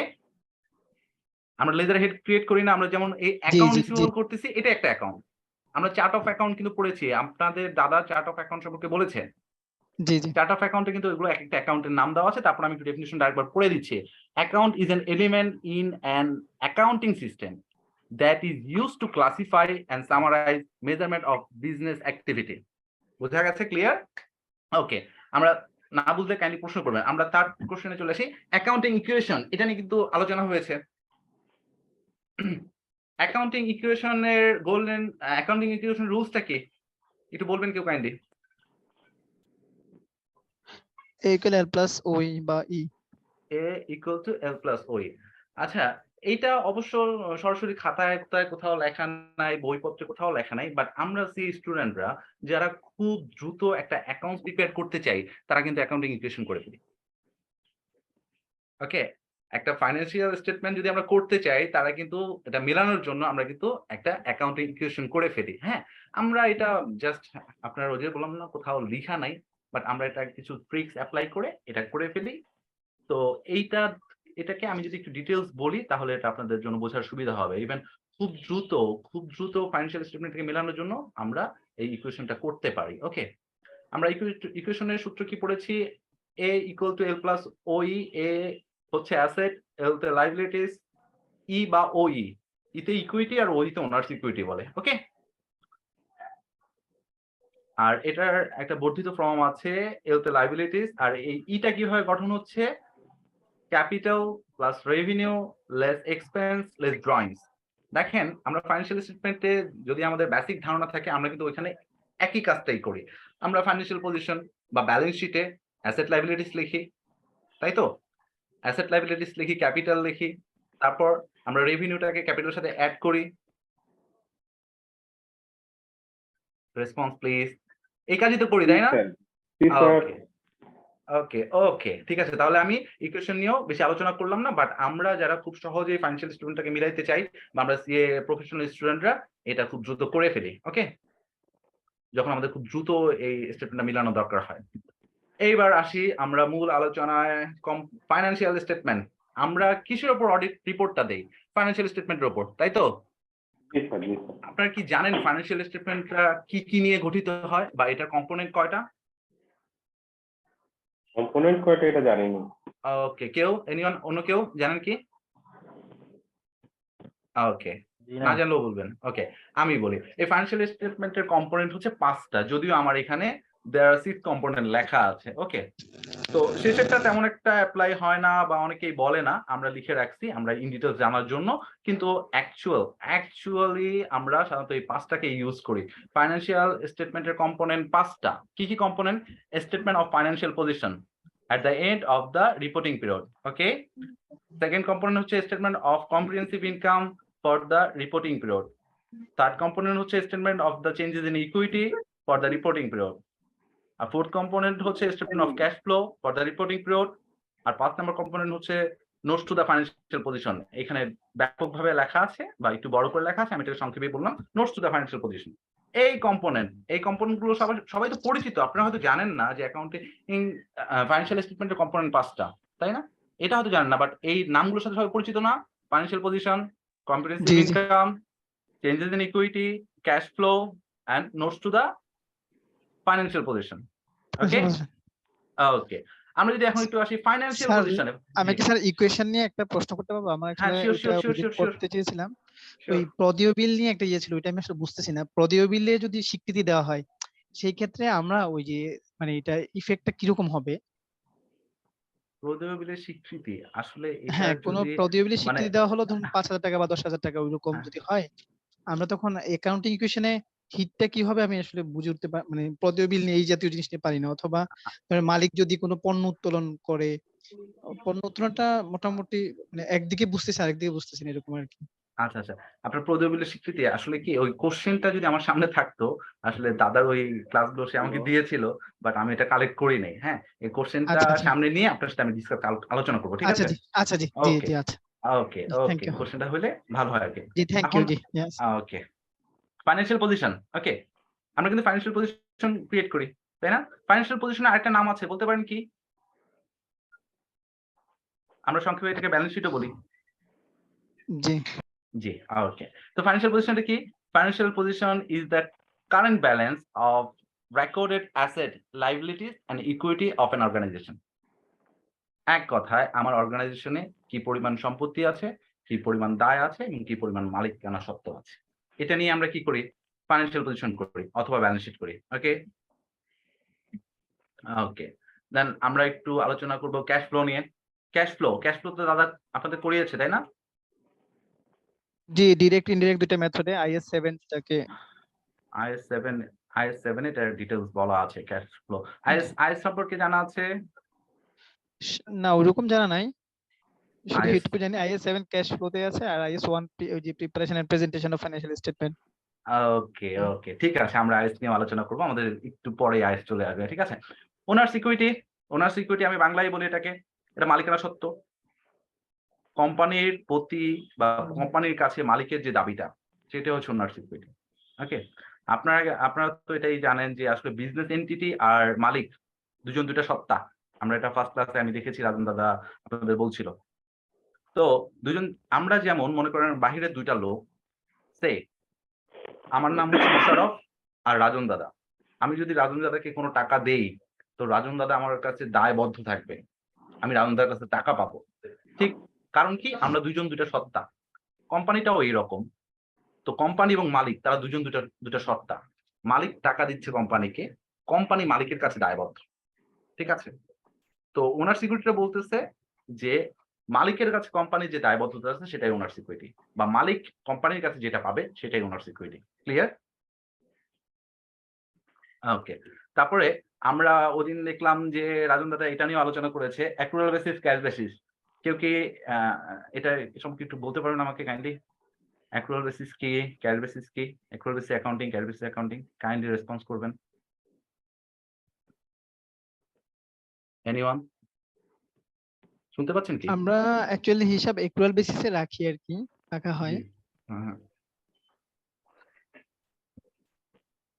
হ্যালো? হ্যাঁ হ্যালো স্যার শুনতে পাচ্ছেন? হ্যাঁ, হ্যাঁ, কাইন্ডলি বলেন, বলেন না কাইন্ডলি। হ্যাঁ। বলেছি যে আমরা ওই অ্যাক্রুয়াল বেসিসে অ্যাকাউন্টিং করে থাকি আর কি, যেটা বকেয়া ভিত্তিক ধরা মানে হয় আর কি কি। এই জিনিসটা যখন একটু কোনো ডিটেইলস যদি যখন বলতেন। আমাদের ইনকাম হয় বা কোনো খরচ হয় সেটাকে আমরা আসলে মূলত বকেয়া ভিত্তিক ধরেই বেস ধরেই এটা আমরা রেকর্ড রাখি আর কি। কেন আমি বকেয়া ভিত্তিক এটুকুই কেন জানি। ধরি? আমি যদি মনে করেন নগদ টাকা দিয়ে ইয়ে করি, আমি সেলস করছি নগদ টাকায়, তখন এটাকে আমি কেন বকেয়া ভিত্তিক ধরবো? নগদ টাকা দিয়ে তো সব ক্লোজ করা যাবে বলে মনে হয় না। ধরেন আমার না হিসাব না সে যদি আমি আমি ধরে নিলাম, আপনি বললেন যে যখন আমরা ইয়ে করি, আমি ধরে নিলাম যে আমি নগদেই দিয়ে দিছি। আমি মনে করেন যে আমি আমার কোম্পানিটা স্টার্ট হয়েছে এই বছর নতুন, নতুন হয়ে আমি প্রোডাকশনে গেছি ডিসেম্বরের 28 তারিখে। ডিসেম্বর 31 হচ্ছে আমার অ্যাকাউন্টস ক্লোজের দিন। ওকে, ডিসেম্বর 31 মানে 28 তারিখে গিয়ে আমার প্রোডাক্ট রেডি হয়ে গেছে, আমি মার্কেটে প্রোডাক্ট সেল করে দিছি। এবং সেটা আমি ক্যাশ সেল করছি, ঠিক আছে? তো এটা আমি ক্যাশ সেলস করছি। এরপরে গিয়ে ডিসেম্বর 31 তারিখ পর্যন্ত আমার কোনো সেল হয়নি, অ্যাকাউন্টিং পিরিয়ড শেষ। তখন কি হবে এটা? ওরকম করে আসলে ভাবিনি তো। যে আমার তো মনে হয় যে মানে যে আমাদের তো রিসিভেবল পেবল থেকেই যাবে। হ্যাঁ, থেকে যাবে। সব সব তো আর মানে ক্যাশে হবে না। আবার আচ্ছা, ক্যাশ তাহলে কিন্তু জি আমরা দুইটা পড়ছিলাম, একটা হচ্ছে অ্যাক্রুয়াল বেসিস, একটা হচ্ছে ক্যাশ বেসিস, তাই না? তাহলে ক্যাশ বেসিসটা জি আসলো জি কোত্থেকে? যদি আমার বছর শেষে বা মাস শেষে বা অ্যাকাউন্টিং পিরিয়ড শেষে আমাদের সবকিছুই অ্যাক্রুয়াল বেসিস হয়, তবে ক্যাশ বেসিসটা আসলো কোত্থেকে? আমরা কিন্তু পড়ছি হিসাব আমরা দুই ভাবে রাখি, একটা অ্যাক্রুয়াল বেসিস অ্যাকাউন্টিং এ, একটা ক্যাশ বেসিস অ্যাকাউন্টিং এ, তাই না? তো ক্যাশ বেসিসটা কোথায়? কেউ কি একটু বলতে পারেন কাইন্ডলি, যে যতটুকু জানেন প্লিজ? আচ্ছা, আমি বলি। আমরা যখন ব্যবসা প্রতিষ্ঠান পরিচালনা করি সাধারণত, তখন আমরা নগদেও বিজনেস করি, বাকিতেও বিজনেস করি। ঠিক আছে? নগদেও বিজনেস করি, বাকিতেও বিজনেস করি। যে কোম্পানিগুলো নগদে এবং বাকিতে ২ ভাবে বিজনেস করে, তারাই সাধারণত অ্যাক্রুয়াল বেসিস করে। আর এইটাই কিন্তু অ্যাক্রুয়াল বেসিস এর মেইন ডেফিনিশন না। এই যে আমি লিখে রাখছি, "the accrual basis of accounting is the concept of recording revenue when earned and expense incurred." সে আমি এখন একটা এক্সাম্পল দেই। বাকিতে বাকিতে পণ্য বিক্রয় করা হইল ৳৫,০০০। বাকিতে পণ্য বিক্রয় করা হলো ৳৫,০০০। এটা জার্নাল কেউ বলতে পারেন kindly? Account receivable debit sales credit. কেন? ব্যাখ্যাটা কাইন্ডলি? হ্যাঁ, আমরা তো টাকা পাবো। এটা আমার হুম, সম্পদ মানে বেড়েছে। মানে এখনো পাইনি হুম, পাবো। তো হুম, পাবো হুম, এরকম এটা তো অ্যাসেট হিসেবে ট্রিট করা যায়। সেই হিসেবে রাইট। রিসিভেবল ধরলে তো রিসিভেবল ইনক্রিজ হয়েছে আর হুম, অ্যাসেট ইনক্রিজ হলে debit. That's hmm, why account receivable debit. আর সেলস হচ্ছে ওকে, আমার ইনকাম। ইনকাম যদি বাড়ে সেক্ষেত্রে হুম, আমার ক্রেডিট হবে। তো আমি ওকে, টোটালি জার্নালটা বলতে পারি এরকম করে আরকি। Account okay. রিসিভেবল ডেবিট আর সেলস ক্রেডিট। একদম ঠিক। এখানে এআর বা account receivable debit, sales credit. তো এইখানে দেখেন সেলসটা ক্রেডিট কেন হইলো? আমরা কিন্তু ওই যে অ্যাকাউন্টিং এর গোল্ডেন রুলস যখন পড়েছি, আয় বৃদ্ধি পেলে ক্রেডিট। মনে আছে কি? আয় বৃদ্ধি জি, জি, আমরা কি গোল্ডেন রুলসটা পড়েছি সবাই? আয় জি, বৃদ্ধি জি, জি পেলে পড়েছি। ক্রেডিট। ইভেন জি। আমি দেখছিলাম দাদা আপনাদের বোঝাচ্ছিল। সব আদম বলেছিল সব সব আদম। সব আদম, যদি রাইট, বৃদ্ধি রাইট। পায় ডেবিট আর হ্যাঁ, আদম যদি বৃদ্ধি পায় ক্রেডিট। তো ওইটাকে আমরা একটা পুরা সেন্টেন্স বলতাম, আমরা সব আদম সন্তান। ঠিক আছে? হ্যাঁ, আচ্ছা, এটা আচ্ছা। মনে রাখার জন্য, হ্যাঁ? আমরা তো সব আদম সন্তান। Thank you. রাইট, আমরা সব আদম সন্তান। তো এটা সবাই বলা যায়, সবাই হর্ষইটা কেটে দিলেই সব হয়ে যায় আরকি। ঠিক আছে? আমরা সব আদম সন্তান। এখানে বলছে দেখেন, "the accrual basis of accounting is the concept of recording revenue." যখন এটা রেভিনিউ হিসাবে ধরা হবে তখনই রেকর্ড করে ফেলবো। এটাই হচ্ছে অ্যাকুরাল বেসিস অ্যাকাউন্টিং। দ্যাটস দেখেন এখানে কিন্তু আমি বাকিতে প্রোডাক্টটা বিক্রি করেছি। বাকিতে প্রোডাক্টটা বিক্রি করেছি তো আমি কিন্তু টাকা পাইনি। কিন্তু এটা কিন্তু আমার আয় হিসাবে ট্রিট হচ্ছে। বকেয়া আয়কে একবার আয় হিসাবে ট্রিট করা যায়, আবার কি হিসাবে ট্রিট করা হয়? বকেয়া আয়কে আয় হিসেবে ট্রিট করে এবং সম্পত্তি হিসেবে ট্রিট করে। এই যে আপনি যেটা লেজারের জার্নালের ব্যাখ্যা দিলেন যে আমার অ্যাকাউন্ট রিসিভেবলটা আমার সম্পত্তি আর সেলসটা আমার বিক্রয়। কিন্তু আয় এটা তো জি, বিক্রয়টা আমার আয়, এটা তো আমার বকেয়া আয়। তাই তো? তো এইখানে এটা হচ্ছে যখনই আমার আয় সংগঠিত হবে, আমি টাকা পাই বা না পাই, ট্রান্সেকশনটা যখনই সংগঠিত হবে, এটা আয় হইতে পারে, ব্যয় হইতে পারে। তখনই আমি এটা লিপিবদ্ধ করব। এটা হচ্ছে অ্যাকুরাল বেসিস অ্যাকাউন্টিং। ওকে? এবার আসি আমরা ক্যাশ বেসিস অ্যাকাউন্টিং। এখন ক্যাশ বেসিস অ্যাকাউন্টিংটা আগে খুব চলতো। খুবই চলতো। এখনো কিছু গভর্নমেন্ট অর্গানাইজেশন এই ক্যাশ বেসিস অ্যাকাউন্টিং করে থাকে। কিন্তু আপনার বর্তমান যে আসলে পরিস্থিতি সেখানে অ্যাকুরাল বেসিস অ্যাকাউন্টিং মানে ক্যাশ বেসিস অ্যাকাউন্ট অত বেশি চলে না। বাট এখনো কিছু প্রতিষ্ঠান আছে যারা ক্যাশ বেসিস অ্যাকাউন্টিং করে থাকে। তো এটা আমাদের জন্য এখন আহামরি ইম্পোর্টেন্ট না, জাস্ট থিওরিটিক্যালি জানার জন্য এটা আমরা ইয়ে করতেছি। ক্যাশ বেসিস অ্যাকাউন্টিং হচ্ছে ওইটাই যেটা একদম নগদে ট্রান্সেকশন করবে। দেখবেন আমরা কিন্তু অনেক ইয়েতে রিসিপ্ট পেমেন্ট করে থাকি, দেখছেন? Receipt payment. কেউ কি রিসিপ্ট পেমেন্টের সাথে পরিচিত? জি, জি, রিসিপ্ট পেমেন্ট, ওকে। রিসিপ্ট পেমেন্টটা কিন্তু সাধারণত ওই ক্যাশ বেসিসে হয়ে থাকে, হ্যাঁ?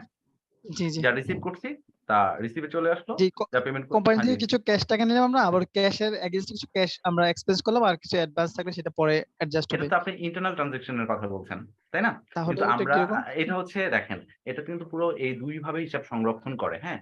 ক্যাশ বেসিসে তারা বাকিতে কোনো বিজনেসই করবে না। এখন আমরা অর্গানাইজেশন গুলোতে খুব কমই দেখি। বিশেষ করে দেখবেন যে ওই মুদির দোকানগুলোতে আছে না? যদি এটা পেমেন্ট মুদির হচ্ছে দোকানেরই যা না নিলাম এবং যা আমরা খরচ করেছি একটা পেমেন্টে মিলে যাবে। হ্যাঁ, হ্যাঁ, এটা পেমেন্টে তো মিলে যাবে। আমি এখানে বলছিলাম যে ক্যাশ বেসিস অ্যাকাউন্টিং এখন কিছু অর্গানাইজেশন ফলো করে, হ্যাঁ? তো এই অর্গানাইজেশন খুব বেশি দেখা যায় না। এজন্য আমি এটা ডিটেইলস আলোচনা করব না। জাস্ট আপনারা বোঝার জন্য বা জানার জন্য জেনে রাখবেন যে ক্যাশ বেসিস অ্যাকাউন্টিং হয়। এটা এক্সাম্পল হিসেবে দিতে পারি যে এরকম দেখুন মুদির দোকানে লেখা থাকে বাকি চাহিয়ে লজ্জা দিবেন না। দ্যাট মিনস তারা সব ক্যাশে করবে। জি। বুঝছেন? জি। আচ্ছা যাই হোক। এটা কি স্যার অমুনাফাভোগী প্রতিষ্ঠান যারা বলে আরকি, ওনারা কি করে থাকে কি ক্যাশ বেসিস? অম ক্যাশ বেসিসে আসলে এটা কিছু গভর্নমেন্ট প্রতিষ্ঠানও আছে, অমুনাফাভোগী প্রতিষ্ঠানও আছে। ঠিক আচ্ছা, আছে? আচ্ছা, আচ্ছা, আচ্ছা, হুম? এটা আচ্ছা। নিয়ে আলোচনা করলে মানে ডিটেইলস আলোচনা যাইতে হবে। যেহেতু আমি এই জি, জি, পার্টে জি, চলে জি, আসতেছি, এটা আমি জাস্ট বেসিকটা জি, দিয়ে জি। দিচ্ছি। আপনারা রেভিনিউ সম্পর্কে জানেন? What is revenue? আচ্ছা, আপনারা আমার কথা বুঝতে পারতেছেন তো? কারো কোনো সমস্যা হচ্ছে না তো? কাইন্ডলি রেসপন্স করবেন। না না, কথা না স্যার, বুঝছি, স্যার বোঝা একদম যাচ্ছে। ক্লিয়ার বুঝতে পারছি। একদম হ্যাঁ, ক্লিয়ার। এখন কারো আমি যে কথাগুলো এক্সপ্রেস করতেছি বা বলতেছি এগুলো বুঝতে তো সমস্যা হচ্ছে না? না, খুব সুন্দর বুঝতে না, পারছি। কোনো সমস্যা হচ্ছে না। একদম পরিষ্কার। আচ্ছা, থ্যাংক ইউ। এখন আমরা চলে আসছি রেভিনিউতে। হ্যাঁ, রেভিনিউ সম্পর্কে কেউ কিছু বলতে পারেন? কাইন্ডলি। আমার সাথে শেয়ার করেন। আমি শিখি আপনাদের কাছ থেকে। মানে শেয়ার করবেন। আমিও শেয়ার করব, আপনারাও শেয়ার করবেন। ওকে, আমিই বলি তাহলে। কেউ কি মোশাররফ বলছেন? ভাই একটা হ্যাঁ, প্রশ্ন ছিল। শিওর। রাজস্ব, সরকারের রাজস্ব মানে কি রেভিনিউ? সরকারের রাজস্ব, ওটা সরকারের রেভিনিউ। গভর্নমেন্টের ওটা। ওই গভর্নমেন্ট, হ্যাঁ। আমরা অর্গানাইজেশনে আছি। হুম? আচ্ছা, অর্গানাইজেশনের রেভিনিউটা কি? হুম? আচ্ছা, আমি বলে দিচ্ছি। এখানে দেখেন একদম স্পষ্টত লেখা আছে, "Revenue is the amount received from operating and non-operating activities of the business." Okay? O Revenue is the amount received from operating and non-operating activities of the business. ওকে, আমি আরেকটু লিখেছি কজ হচ্ছে যে এই রেভিনিউ ছাড়া কিন্তু আমাদের বিজনেস অপারেট করা যাবে না, তাই না? জি স্যার। আমাদের মূল উদ্দেশ্য কিন্তু হ্যাঁ, শিওর। হ্যালো? সরি স্যার, আপনাকে না স্যার, সরি। ওকে। দেন অপারেটিং অ্যাক্টিভিটিস, এখানে আসছেন আমরা অপারেটিং অ্যাক্টিভিটিস সম্বন্ধে জানি আমরা? ওকে, আমি বলে দিচ্ছি। Operating activities means the regular activities of business. Operating activities means the regular activities of the business as the sales of goods and rendering of service. Okay, মানে আমাদের রেগুলার অ্যাক্টিভিটিস যেটা operating activities means the regular activities, আমরা regular যে activities গুলো করবো সেগুলো হলো operating activities. ঠিক আছে?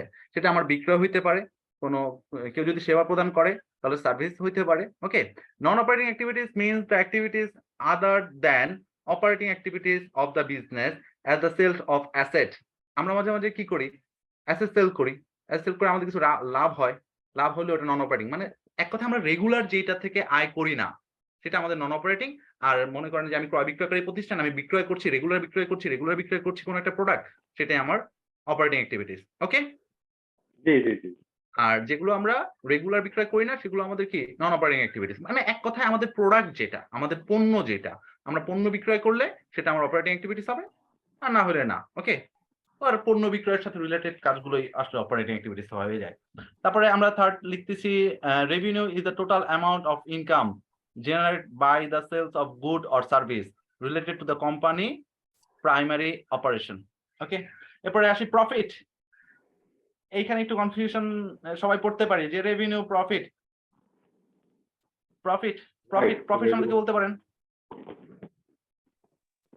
স্যার প্রফিট, প্রফিট বলতে কি নেট প্রফিট, যেটা অর্থাৎ আমার ডিডাকশন সব বাদ দেওয়ার পর যেটা যা থাকবে সেটাই তো নাকি? আচ্ছা তাহলে আপনি তো প্রফিট সম্পর্কে একটু বললেন, হ্যাঁ আপনি যেটা বলছেন সেটা ঠিক আছে। এখন কি কাইন্ডলি একটু আপনি বলতে পারেন রেভিনিউ এবং প্রফিটের মধ্যে পার্থক্যটা কোথায়?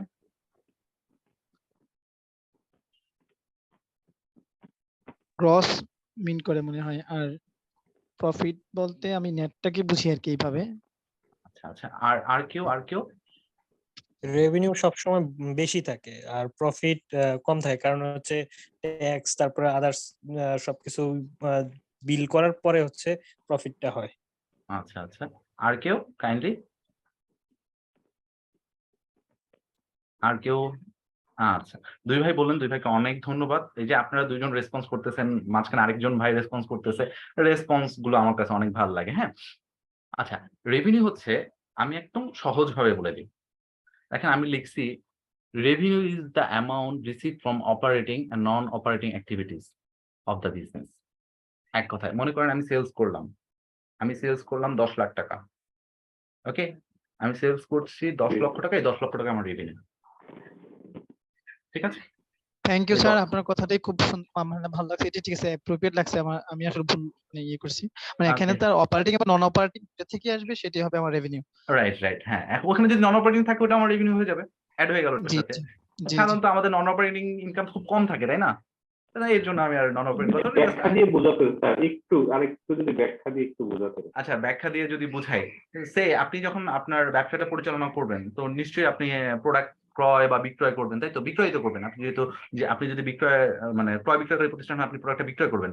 আপনি মনে করেন যে একটা প্রোডাক্ট, আপনি একটা প্রোডাক্ট উৎপাদন করেছেন, মনে করেন যে আমরা যে যে অ্যাকাউন্টসটা করবো সেটা হচ্ছে ওই লেদারের ব্যাগ হয় না, মনে জি করেন ব্যাগটাই আপনি বিক্রি করলেন। আপনি এই বছর 10টা ব্যাগ বিক্রি করেছেন, প্রতিটার জি মূল্য হচ্ছে 100 টাকা করে। তাহলে আপনি কত টাকার ব্যাগ বিক্রয় করেছেন? 1000 টাকার ব্যাগ বিক্রয় করেছেন, তাই তো? তো ওই 1000 টাকাটা হচ্ছে আপনার রেভিনিউ। তো এই ব্যাগ উৎপাদন করতে গিয়ে আপনার কি কি খরচ হয়েছে, আপনার অপারেটিং এক্সপেন্স, নন অপারেটিং এক্সপেন্স, এক্সেট্রা এক্সেট্রা, ওগুলো পরের ব্যাপার। ওগুলোর আগে আমি জাস্ট বিক্রয় করে যেটা পাবো সেটা আমার রেভিনিউ। ওকে খুব সুন্দর বুঝলাম। ওকে ওকে, দেন আমরা চলে আসি প্রফিট।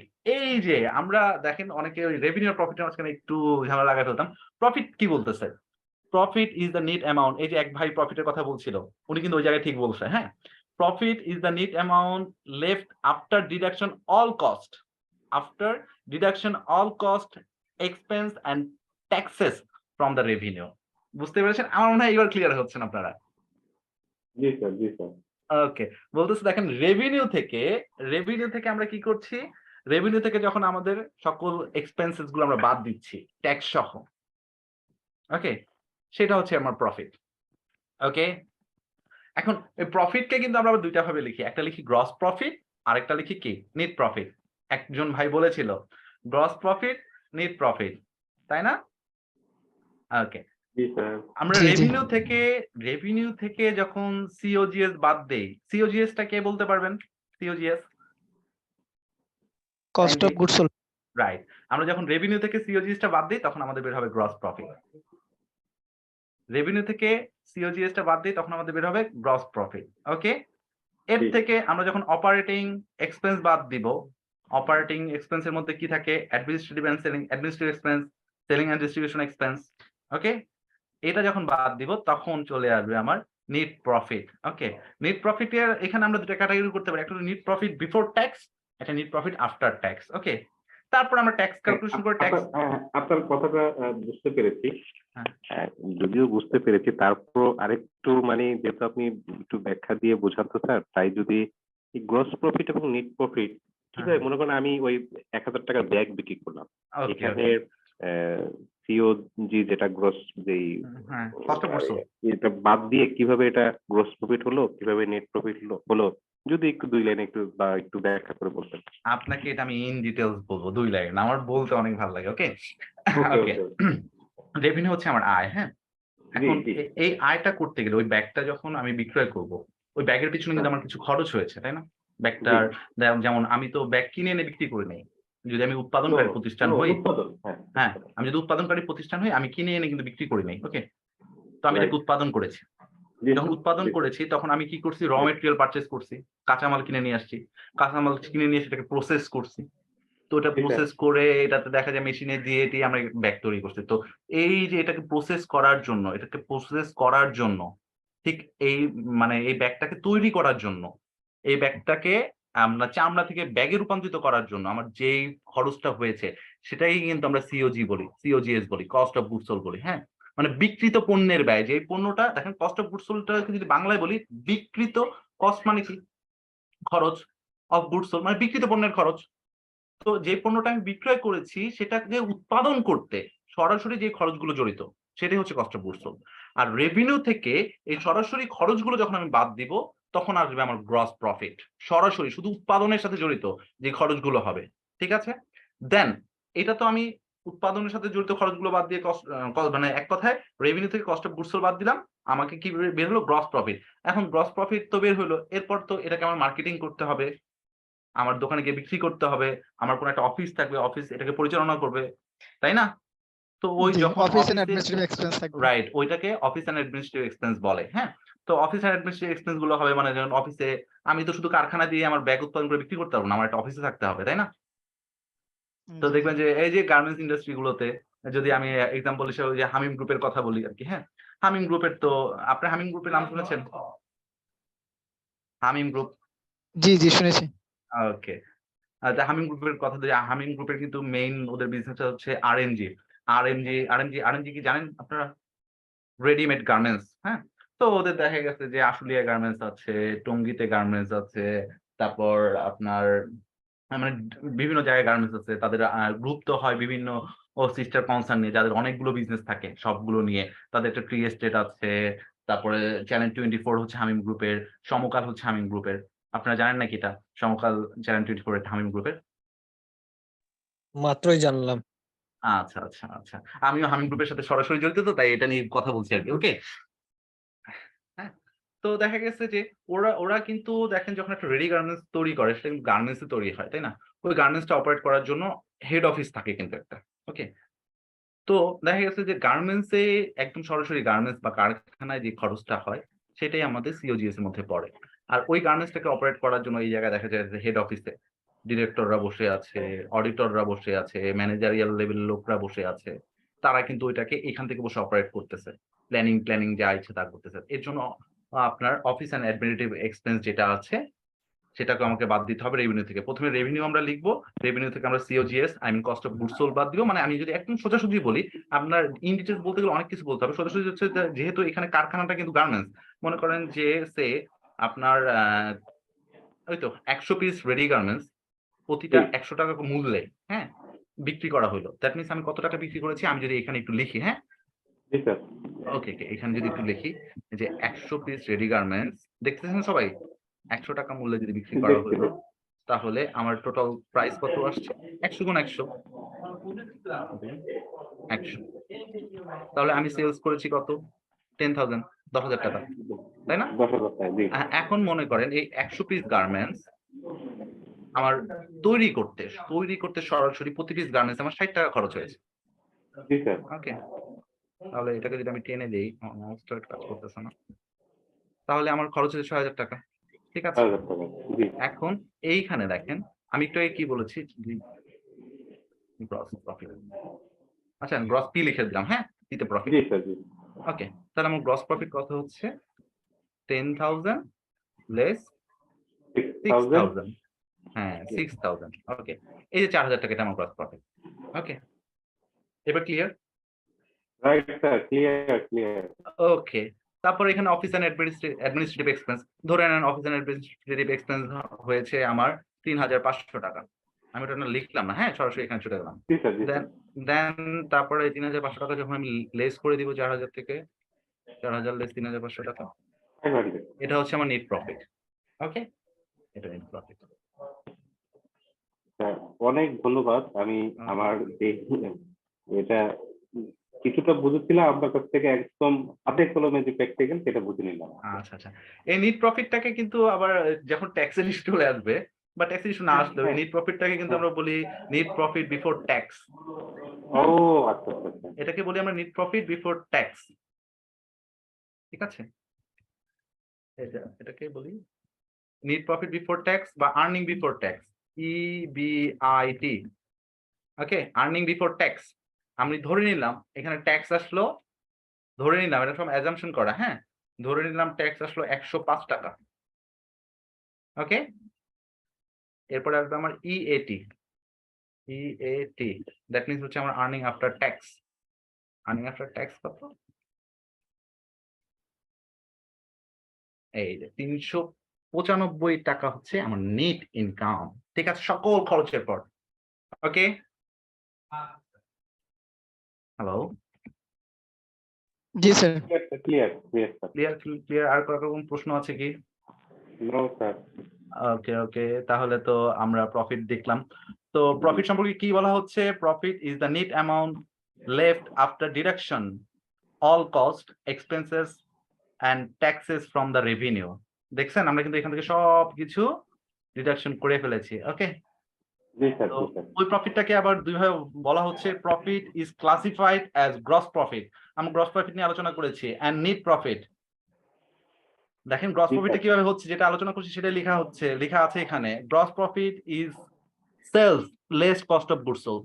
গ্রস প্রফিট হয় সেলস থেকে যখন আমরা কস্ট অফ গুডস সোল্ড কে বাদ দিব।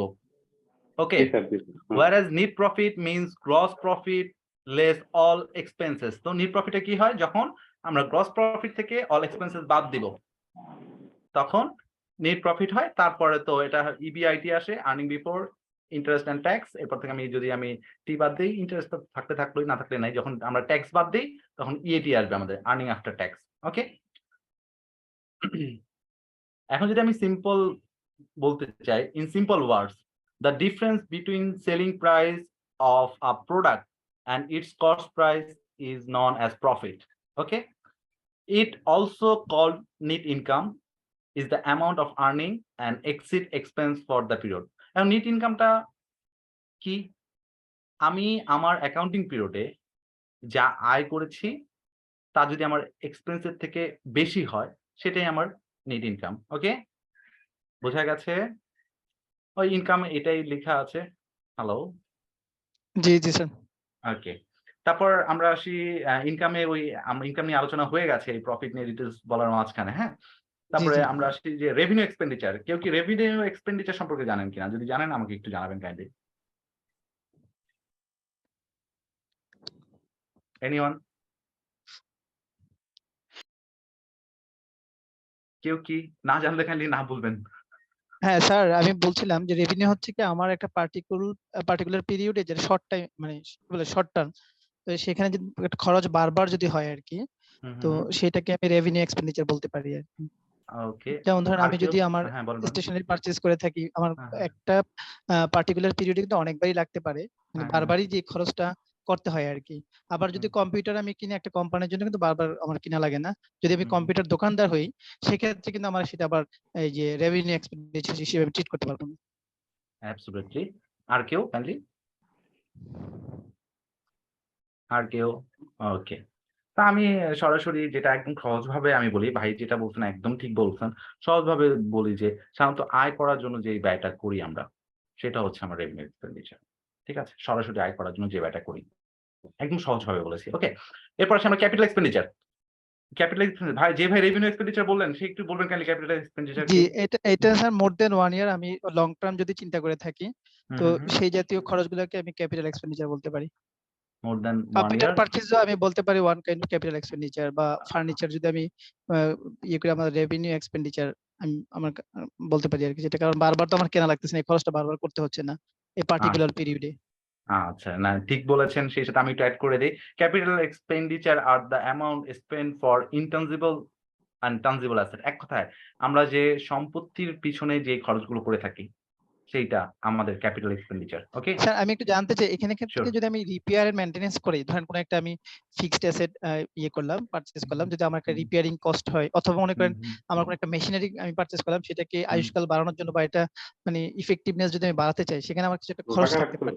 তো সেটা আমি কি করব? আসলে সেটা কি ক্যাপিটাল এক্সপেন্ডিচার? এটা একটু কোম্পানি পলিসির উপর ডিপেন্ড করে। যেমন আচ্ছা অনেক জায়গায় কি করি দেখা যায় যে রিপেয়ার এন্ড ইন্সপেকশন এইটা প্রায় 2,500 টাকা আসবে। এখানে কি হ্যালো? আচ্ছা, আমি বলতে থাকি। ঠিক আছে? তো এটা আসলে কোম্পানি পলিসির উপর ডিপেন্ড করে। অনেক জায়গায় দেখা যায় যে আপনার সম্পত্তির যে রিপেয়ার মেইনটেন্যান্স এটা চার্জ করে দেয় খরচ হিসাবে। আরেক জায়গায় দেখা যায় যে ওটা সম্পত্তির সাথে এড করে দেখায়। হুম? যদি খরচটা একটু বেশি হয়, শুনতে পাচ্ছেন কি? হ্যালো আচ্ছা ভাই? জি জি জি জি জি স্যার হ্যাঁ, যদি স্যার খরচটা একটু বেশি হয় তাহলে দেখা গেছে যে ওইটা ওই সম্পত্তির মূল্যর সাথে এড করে দেখায়। তো আচ্ছা যখন ওটা সম্পত্তির মূল্যর সাথে এড করে দেখাবে তখন ওটা আমরা ক্যাপিটাল এক্সপেন্ডিচার ধরে নিব। ওকে? আচ্ছা আচ্ছা জি, মানে আর অ্যামাউন্টটা বিগ অ্যামাউন্ট হয় না। হ্যাঁ, অ্যামাউন্টটা যদি বিগ অ্যামাউন্ট হয়। আচ্ছা ওকে? আচ্ছা এখন সে মনে করেন যে আমি ৳৫ বা ৳১০ একটা জিনিস লাগাইলাম, ওটাকে তো আপনি আর ক্যাপিটাল এক্সপেন্ডিচার হিসেবে ধরতে পারবেন না। ছোট একটা নাটও তো লাগতে পারে, তাই না? জি জি জি জি। ওকে। তখন সেই নাটটাকে আমি কি কি এক্সপেন্স দেখাবো? কি রেভিনিউ এক্সপেন্স দেখাবো না? হ্যাঁ, রেভিনিউ এক্সপেন্স দেখায় দিবেন এটাকে। ওকে? আচ্ছা জি, ঠিক আছে? থ্যাংক অপারেটিং ইউ এক্সপেন্স এর ভিতরে চলে যাবে। ওকে? ওকে, জি। অ্যাডজাস্টিং এন্ট্রি সম্বন্ধে যদি জানেন ভাই একটু বলেন কেন? এনিওয়ান? টেস্টিং এন্ট্রি হচ্ছে আমি বছর শেষে মানে যদি আমার কোনো কিছু অ্যাডভান্স থাকে বা হুম। অ্যাক্রুড থাকে সেটাকে আমি সমন্বয় করি আরকি। আমার কিছু ওই বছরের জন্য একেবারে ওই ডেটে মানে লাস্ট ডেটে আমি এটা সমন্বয় করে যেটাকে কি বলবো এটাকে অ্যাডজাস্ট সমন্বয় করে ফেলি আরকি। আর কিছু থাকবে না এই বছরে। অগ্রিম বা বকেয়া যদি থাকে এই জাতীয় কোনো কিছু। Right, right. মানে এক কথা হচ্ছে কি জানেন আমাদের এখন একটা পিরিয়ড থাকে, এই পিরিয়ডের মধ্যে যে আমার আয় তা আমি আয় দেখাবো, যে আমার ব্যয় তা আমি ব্যয় দেখাবো। সে মনে করেন যে আমরা ২ জন মানুষ বলে না তোমরা একটু অ্যাডজাস্ট করে চলো বা অ্যাডজাস্ট করে চলো। জি, জি, মানে জি, কি জি, জি। যেখানে আমার কম আছে সেখানে তুমি দিয়ে পূর্ণ করে দাও। আর যেখানে তোমার বেশি আছে সেখানে তুমি কেটে দাও আমাকে। ঠিক আছে না? তো এইভাবে অ্যাডজাস্টিং এন্ট্রি গুলো এটা। মানে যা হওয়ার কথা ছিল সেটা যদি না হয় সেটাকে আমাকে হওয়াইতে হবে। আর যা হওয়ার কথা না আমি অগ্রিম নিয়ে আসছি, আমার অগ্রিমটাকে বাদ দিয়ে দেখাইতে হবে। এক কথায় আমরা বাস্তব জীবনে যেভাবে অ্যাডজাস্ট করি, এই অ্যাকাউন্টিং আমরা একইভাবে অ্যাডজাস্ট করব। ঠিক আছে? যার যতটুকু পাওয়ার কথা। আমাদের অ্যাকাউন্টিং পিরিয়ডে ১ বছরে আমাদের যতটুকু পাওয়ার কথা, আমাদের ওইটাকেই অ্যাডজাস্ট করতে হবে। আমরা অনেক সময় কি করে আমরা অনেক সময় অ্যাডভান্স নিয়ে থাকি। তো অ্যাডভান্স যদি আমি ১৩ মাসের বা ১৪ মাসের নেই, আমাদের অ্যাকাউন্টিং পিরিয়ড যদি ১ বছরের হয়, তাহলে ৩ মাস আমাকে কেটে দেখাইতে হবে। ঠিক আছে? আবার যদি আমার ইয়ে করি, আমার বকেয়া থাকে, ওটা আমার নিয়ে নিতে হবে। ওকে? মানে অ্যাডজাস্টমেন্ট এন্ট্রি দিতে হবে। আমরা তো সরাসরি নিতে পারব না। ওই অ্যাডজাস্টমেন্ট এন্ট্রির মাধ্যমে দেখাবো আরকি। ওকে। কেউ কি গোয়িং কনসার্ন সম্বন্ধে জানেন?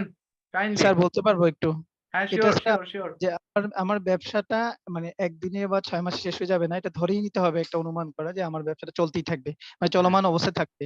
বছর, বছর, সর্বনিম্ন যুগ, যুগ এরকম। যুগ, যুগ। একটা প্রতিষ্ঠান কি যুগ, যুগ চলতে পারে? না যুগ, যুগ না স্যার মানে অর্থাৎ এটা কি ভবিষ্যতে চলতে থাকবে এরকম কিছু। ওকে, হ্যাঁ, হ্যাঁ, হ্যাঁ। ভবিষ্যতে চলতে থাকবে। এটা সর্বনিম্ন কতদিন চলবে? যে যখন আমি গোয়িং কনসার্ন অ্যাজাম্পশন করব, সর্বনিম্ন স্যার মোর কতদিন দ্যান চলতে 1 ইয়ার, পারে? More than 1 right. Year. 1 years, more than 1 years. হ্যাঁ, হ্যাঁ, more than 1 years. আমি এখানে going concern ডেফিনিশনটা লিখে দিয়েছি। The going concern principle is the assumption এটা কি ধরে নেয় আরকি, হ্যাঁ? That an entity will remaining in business for the foreseeable future. ওকে? এইবার আপনারা আমরা IS সম্পর্কে আসলে আমি তো মূল আলোচনা যেটা করব সেখানে যাইতেই পারতেছি না। এখন আমরা বেসিক নিয়ে কথা বলতেছি। সমস্যা নাই তো? কোনো সমস্যা নাই স্যার। এগুলো না জানলে হ্যাঁ। স্যার তো সামনে এগোতে পারতাম না। রাইট। হুম।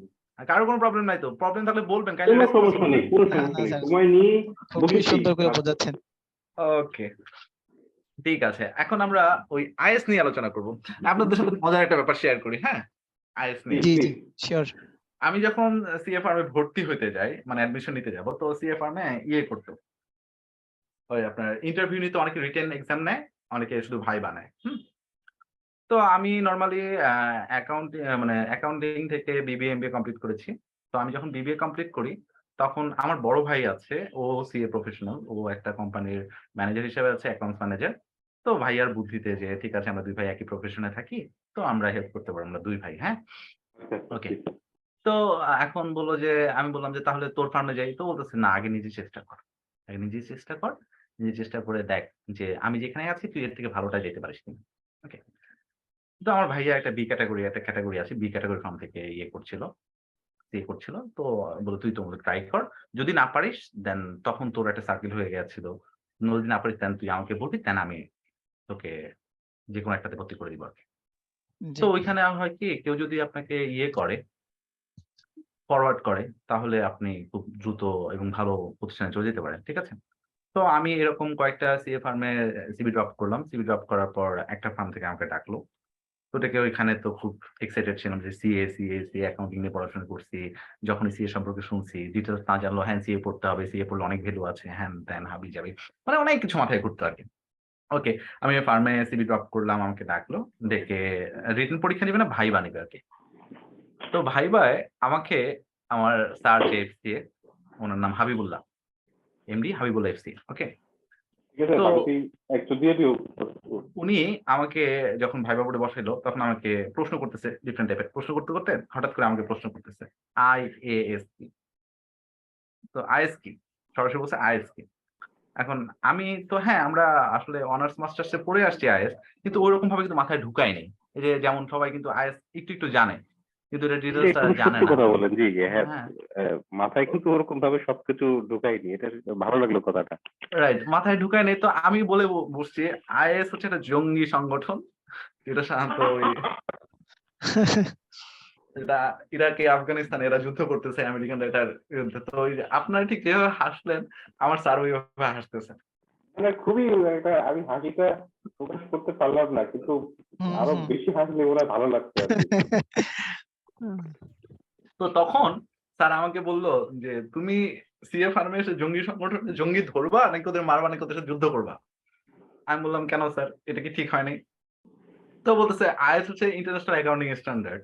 তো তখন গিয়ে আমার মাথায় হলো এটা তো আমি পড়ছি আমার ইয়েতে, যখন আমি বিবিএ করি ফাইনাল ইয়ারেই পড়ছি, ফার্স্ট ইয়ারও ছিল, কিন্তু এটা আমি ওইভাবে মাথায় ঢুকাই নেই। ওকে, তো আমরা এবার এই জঙ্গি সংগঠনের সাথে যুদ্ধ করবো আর কি। হ্যাঁ, আইএস জি। ইন্টারন্যাশনাল তার অ্যাকাউন্টিং মানে স্ট্যান্ডার্ড। হ্যাঁ, শিওর। মানে দেখে যা মনে হবে আসলে তা নয়, এরকম আর কি। শুনে যা মনে হবে আসলে তা নয়। Right right. Okay, is.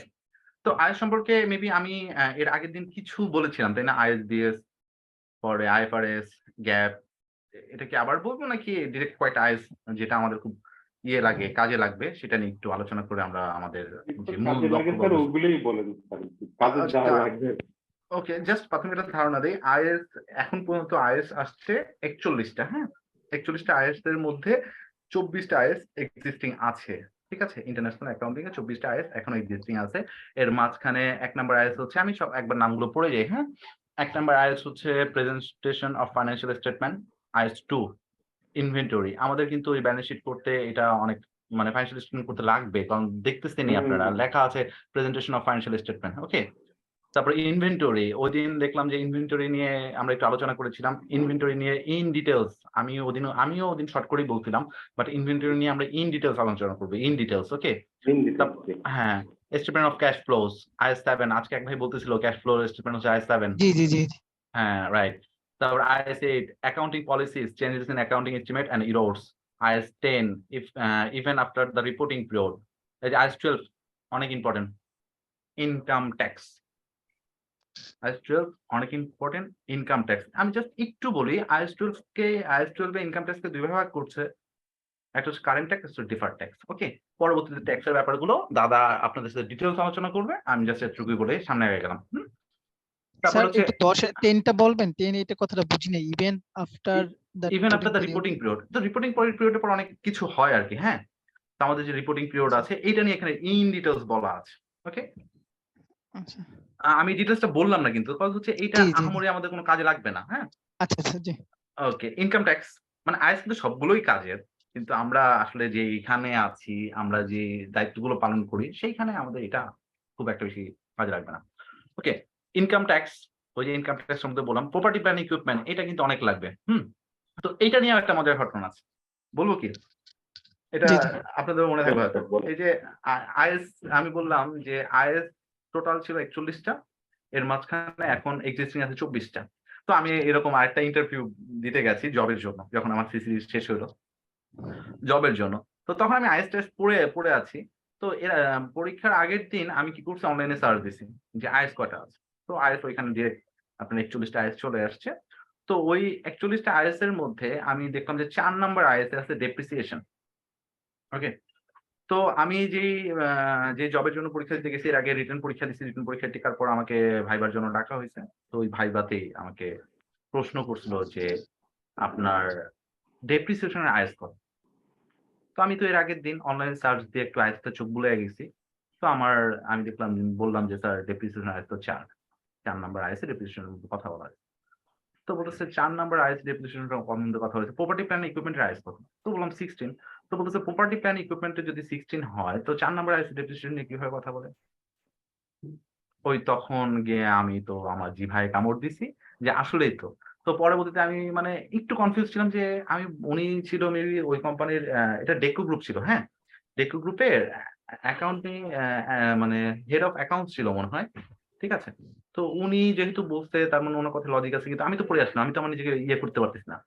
তো মানে আমরা ওই আগে কতটা ব্যাকডেটেড ছিলাম সেটা বলতেছি। হ্যাঁ, তো ওইখানে গিয়ে পরে উনি বলল যে প্রপার্টি প্ল্যান ইকুইপমেন্ট হচ্ছে আইএস 16। যেহেতু এটা সম্পত্তি নিয়ে আইএস, তো ডেপ্রিসিয়েশন তো এটার মধ্যে থাকার কথা।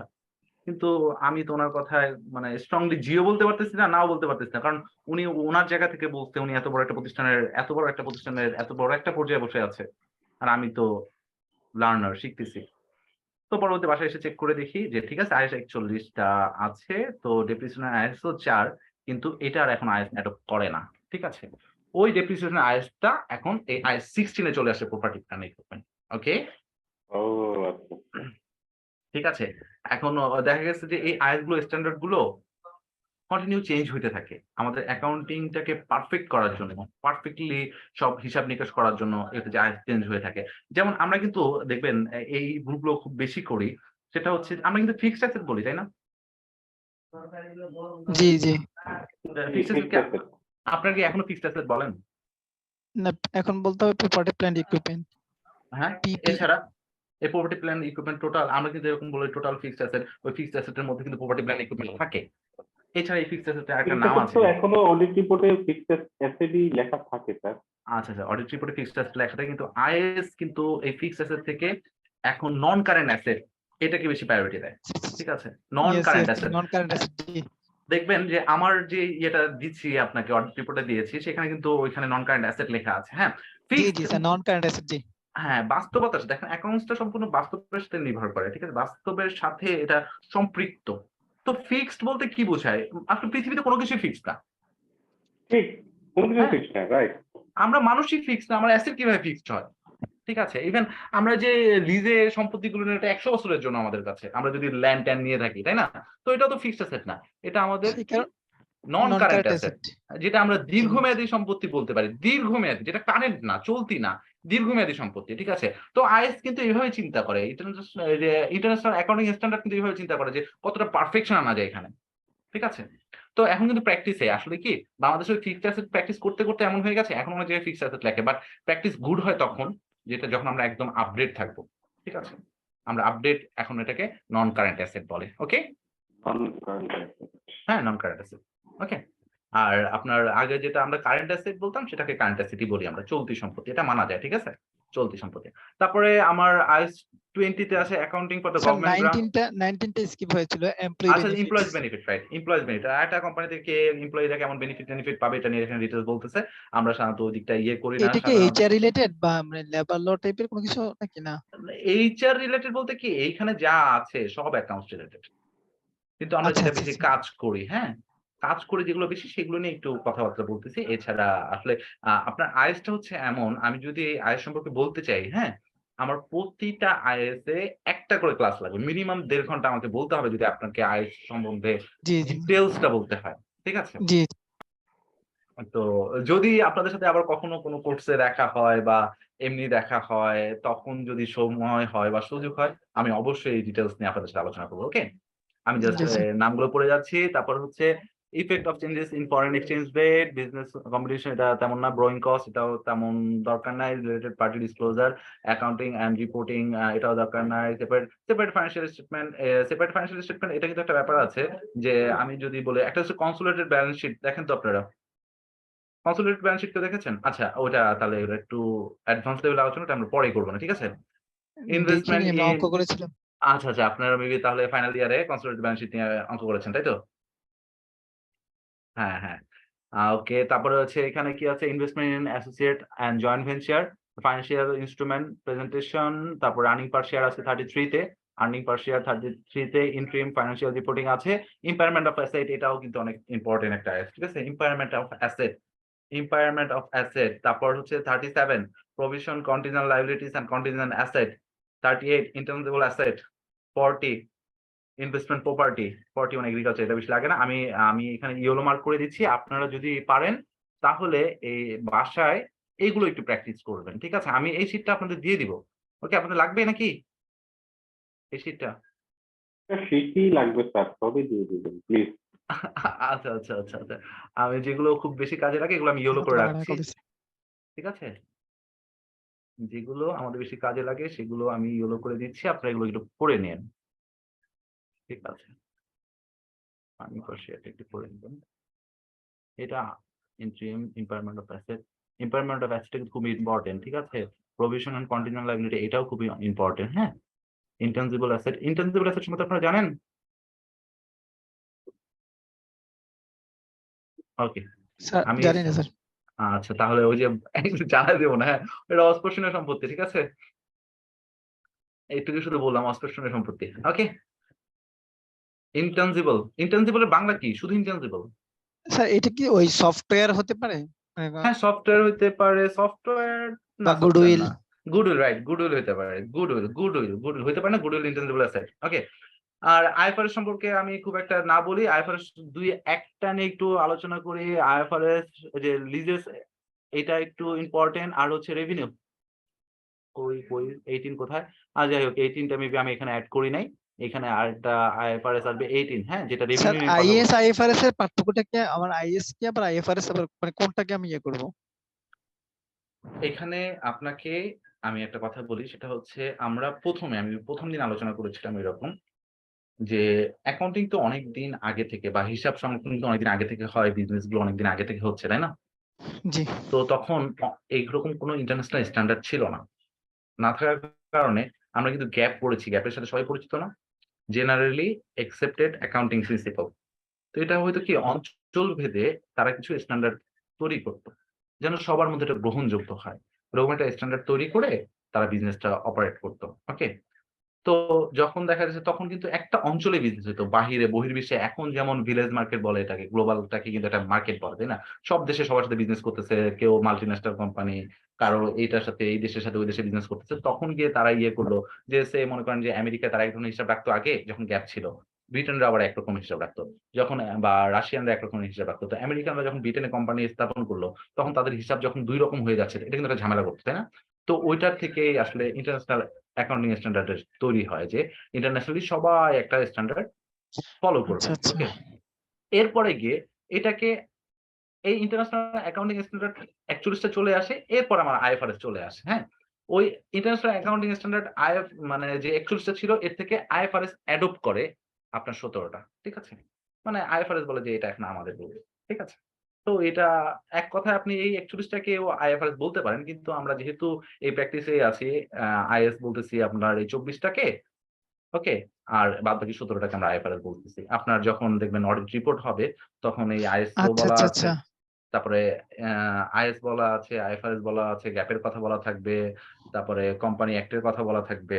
আর ও বিএস স্যার ২৪ টা আর ওই যে ১৭ টা, এই ১৭ টা হ্যাঁ, হচ্ছে আমাদের আইএফআরএস। Right, right. এই যেখানে ১৭ টা আমি মনে হয় আচ্ছা, একটা আচ্ছা, কম আচ্ছা। লিখেছি। আপনার আইএফআরএস 18 টা মনে হয় আমি এড করিনি। ঠিক আছে? আমার চোখে আইএফআরএস 18 টা পড়ছে না। ওকে? আসলে কি আমি ওই অফিস থেকে দৌড়ে এসে ইয়ে করছি তো। আচ্ছা। আর জি, এখানে জি। আবার কম্পোনেন্ট অফ ফাইন্যান্সিয়াল স্টেটমেন্ট আছে যেটা আমরা নিয়ে আগে আলোচনা করে ফেলছি। এটা আমি রিপিট চলে আসছে। হ্যাঁ? যেটা রিপিট চলে আসছে আপনারা কাইন্ডলি বাদ দিয়ে দিবেন। ওকে?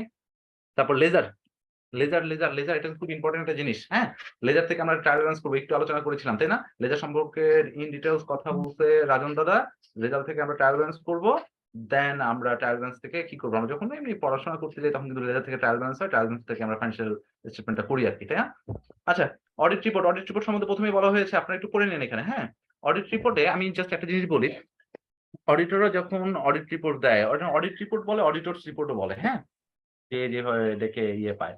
অডিটরস রিপোর্ট এরা কি করে এই ফাইন্যান্সিয়াল স্টেটমেন্ট এর উপর তাদের একটা অপিনিয়ন দেয়, হ্যাঁ? এটা ট্রু অ্যান্ড ফেয়ার ভিউ আছে কিনা। ট্রু অ্যান্ড ফেয়ার ভিউ আছে কিনা এবং অডিট অপিনিয়ন কিন্তু ৪ রকমের হয়। অডিট অপিনিয়ন কয় রকমের হয়? ৪ রকমের হয়। ওই অডিট রিপোর্টে অডিট অপিনিয়ন থাকে, হ্যাঁ? একটা হচ্ছে আনকোয়ালিফাইড, একটা হচ্ছে আনকোয়ালিফাইড। অডিটের ৪ রকম যে রিপোর্টটা হয়, একটা হলো আনকোয়ালিফাইড, একটা হচ্ছে কোয়ালিফাইড, একটা হচ্ছে ডিসক্লেমার, একটা হচ্ছে অ্যাডভার্স। ওকে? আমি কি এটা ডিটেইলস বলবো নাকি সামনে আগাবো? স্যার ডিসক্লেইমার এবং অ্যাডভান্সটা যদি একটু বলতেন। আনকোয়ালিফাইডটা মানে তো কোয়ালিফাইড, যেটা রিজনেবল এসুরেন্স দেওয়া হয়। আচ্ছা, আপনি তাহলে আমাদের সবাই কি পারেন এগুলো ভাই? সবাই কি না জানেন? স্যার, ওই ২ টা জানি না স্যার। ওই যে আচ্ছা, আচ্ছা। ডিসক্লেইমার আর অ্যাডভান্স। আমি আমি আমি বলবো এই ডিসক্লেমার এবং অ্যাডভার্স সম্বন্ধে বলবো যেহেতু আমার ক্লাসটা এটার জি, উপরে। হুম? জি। কিন্তু কোয়ালিফাইড এবং আনকোয়ালিফাইড সম্পর্কে তো সবাই জানেন? না স্যার, আমি ওই না যে আনকোয়ালিফাইড মিনস হচ্ছে স্যার কোয়ালিফাইড রিপোর্ট যেটাকে রিজনেবল এসুরেন্স দেওয়া হয়। আর রিজনেবল এসুরেন্স বলতে এটাই মানে অডিটরস ওপিনিয়ন করে যদি আমার এই সাফিসিয়েন্ট অ্যাপ্রোপ্রিয়েট এভিডেন্স থাকে আরকি। আহ, এটা এই জন্য রিজনেবল দেয় আরকি। আর ইয়ে তো এটা কোয়ালিফাইড? জি আনকোয়ালিফাইড যেটা right, right, unqualified right, report. Right, right, আর রাইট। কোয়ালিফাইড রিপোর্ট যেটা সাফিসিয়েন্ট এন্ড অ্যাপ্রোপ্রিয়েট এভিডেন্স পাওয়া যায়, বাট রিস্ক এটা লো লেভেল, একটু লোয়ার লেভেলটা যদি হয় আরকি। আচ্ছা। সেই ক্ষেত্রে এটাকে আমি এই যে কোয়ালিফাইড রিপোর্ট বলতে পারি আরকি। আচ্ছা, এটাতে আরো সহজভাবে মনে রাখার জন্য আমি একটু বলি রাখি। মনে করেন ডক্টররা যদি রিপোর্ট দেয়, ডক্টররা পজিটিভ রিপোর্ট দিলে ভালো নাকি নেগেটিভ রিপোর্ট দিলে ভালো? রিপোর্টে পজিটিভ লেখা থাকলে ভালো নাকি নেগেটিভ লেখা থাকলে ভালো? নেগেটিভ হলে ভালো, পজিটিভ বিপজ্জনক। ঠিক, এইখানেও কিন্তু এই আমাদের আনকোয়ালিফাইডটা কিন্তু ভালো, থ্যাংক কিন্তু ইউ শুনে স্যার, একটু দারুণ নেগেটিভ, একটা এক্সাম্পল দিয়েছেন। রাইট, শুনে একটু নেগেটিভ লাগে, তাই না? তো দেখেন আনকোয়ালিফাইড হলো ভালো, যে এটা সম্বন্ধে আসলে অডিট ফার্মের কোনো অপিনিয়ন থাকে না যে ঠিক আছে এটা ঠিকঠাক, এটা আইএসবি এর যা মেইনটেইন করে তারা ঠিকঠাক মেইনটেইন করেছে, এটা আমরা আনকোয়ালিফাইড বলি। আর কোয়ালিফাইড হচ্ছে এই যে যেই ভাই বললো আমাদের, আমি খুব সহজভাবে বলি, ওই যে আমার গ্যাপ, আইএস, আইএফআরএস এর যে টুকটাক লঙ্ঘন হইছে, মোটামুটি খুব বেশি ইয়ে নাই, ঝামেলা হয়নি। আর কিছু ভুল ত্রুটি আছে, এটা আনকোয়ালিফাইড দেওয়া যায়। এখন ডিসক্লেমার এবং অ্যাডভার্স নিয়ে আমি একটু আলোচনা করি, হ্যাঁ? ডিসক্লেমার হচ্ছে যে মনে করেন আপনি বুঝতেছেন আমার অডিট রিপোর্টে আমার স্টেটমেন্টের কোথাও কোনো ভুল আছে। স্টেটমেন্টের কোথাও কোনো ভুল আছে বা এখানে অসঙ্গতি আছে। আপনি তো এটার এগেইনস্ট এ পেপার চাবেন, তাই না?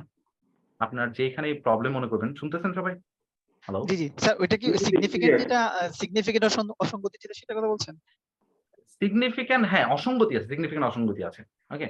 জি। তো এখানে অসঙ্গতি আছে, কিন্তু আপনি কি করছেন? আপনি তার কাছে পেপার চাচ্ছেন বা ইনফরমেশন চাচ্ছেন। তো সে ওরকম ভাবে ইনফরমেশন প্রদান করতে পারতেছে না আপনাকে বা পেপার দিচ্ছে না। এক কথায় আপনি অনুমান করতেছেন যে এখানে সমস্যা আছে। বাট এই সমস্যাটা যে পারফেক্ট 100% সমস্যা আছে, এটা আপনি কোন এভিডেন্স এর মাধ্যমে প্রমাণ করতে পারতেছেন না। বা আপনি কোন পেপারস পাচ্ছেন না তার কাছে। ও ঠিক আছে? পেপারস পাচ্ছেন না, তখন আমরা ডিসক্লেমার অডিট রিপোর্ট দিয়ে দিই। ঠিক, আমরা অ্যাডভার্স অপিনিয়নটা কখন দেই? যে হ্যাঁ, আমি প্রমাণ সহ আমি জানি এখানে ঝামেলা আছে, ইভেন সেটার কাগজপত্র পেয়ে গেছি হাতে নাতে। ঠিক আছে? এই ঝামেলাটা ব্যাপক ঝামেলা এবং এই ঝামেলার প্রমাণ পেয়েছি, এভিডেন্স পেয়েছি। আমরা যখন অডিট রিপোর্ট দেই, সাধারণত যদি নেগেটিভ রিপোর্ট আসে বা এরকম অ্যাডভার্স রিপোর্ট আসে, আমি তো অপিনিয়ন দিয়ে দিলাম, আমার অডিট অপিনিয়ন, যে এইখানে এটা হইছে। এখন যখন যার এগেইনস্ট এ মানে যে অ্যাকাউন্টটা প্রিপেয়ার করছে বা ওই অর্গানাইজেশনের বা ওই ম্যানেজমেন্ট বডির, তাদের তো কথা থাকতে পারে না? যে না, এটা তো এরকম হয় নাই।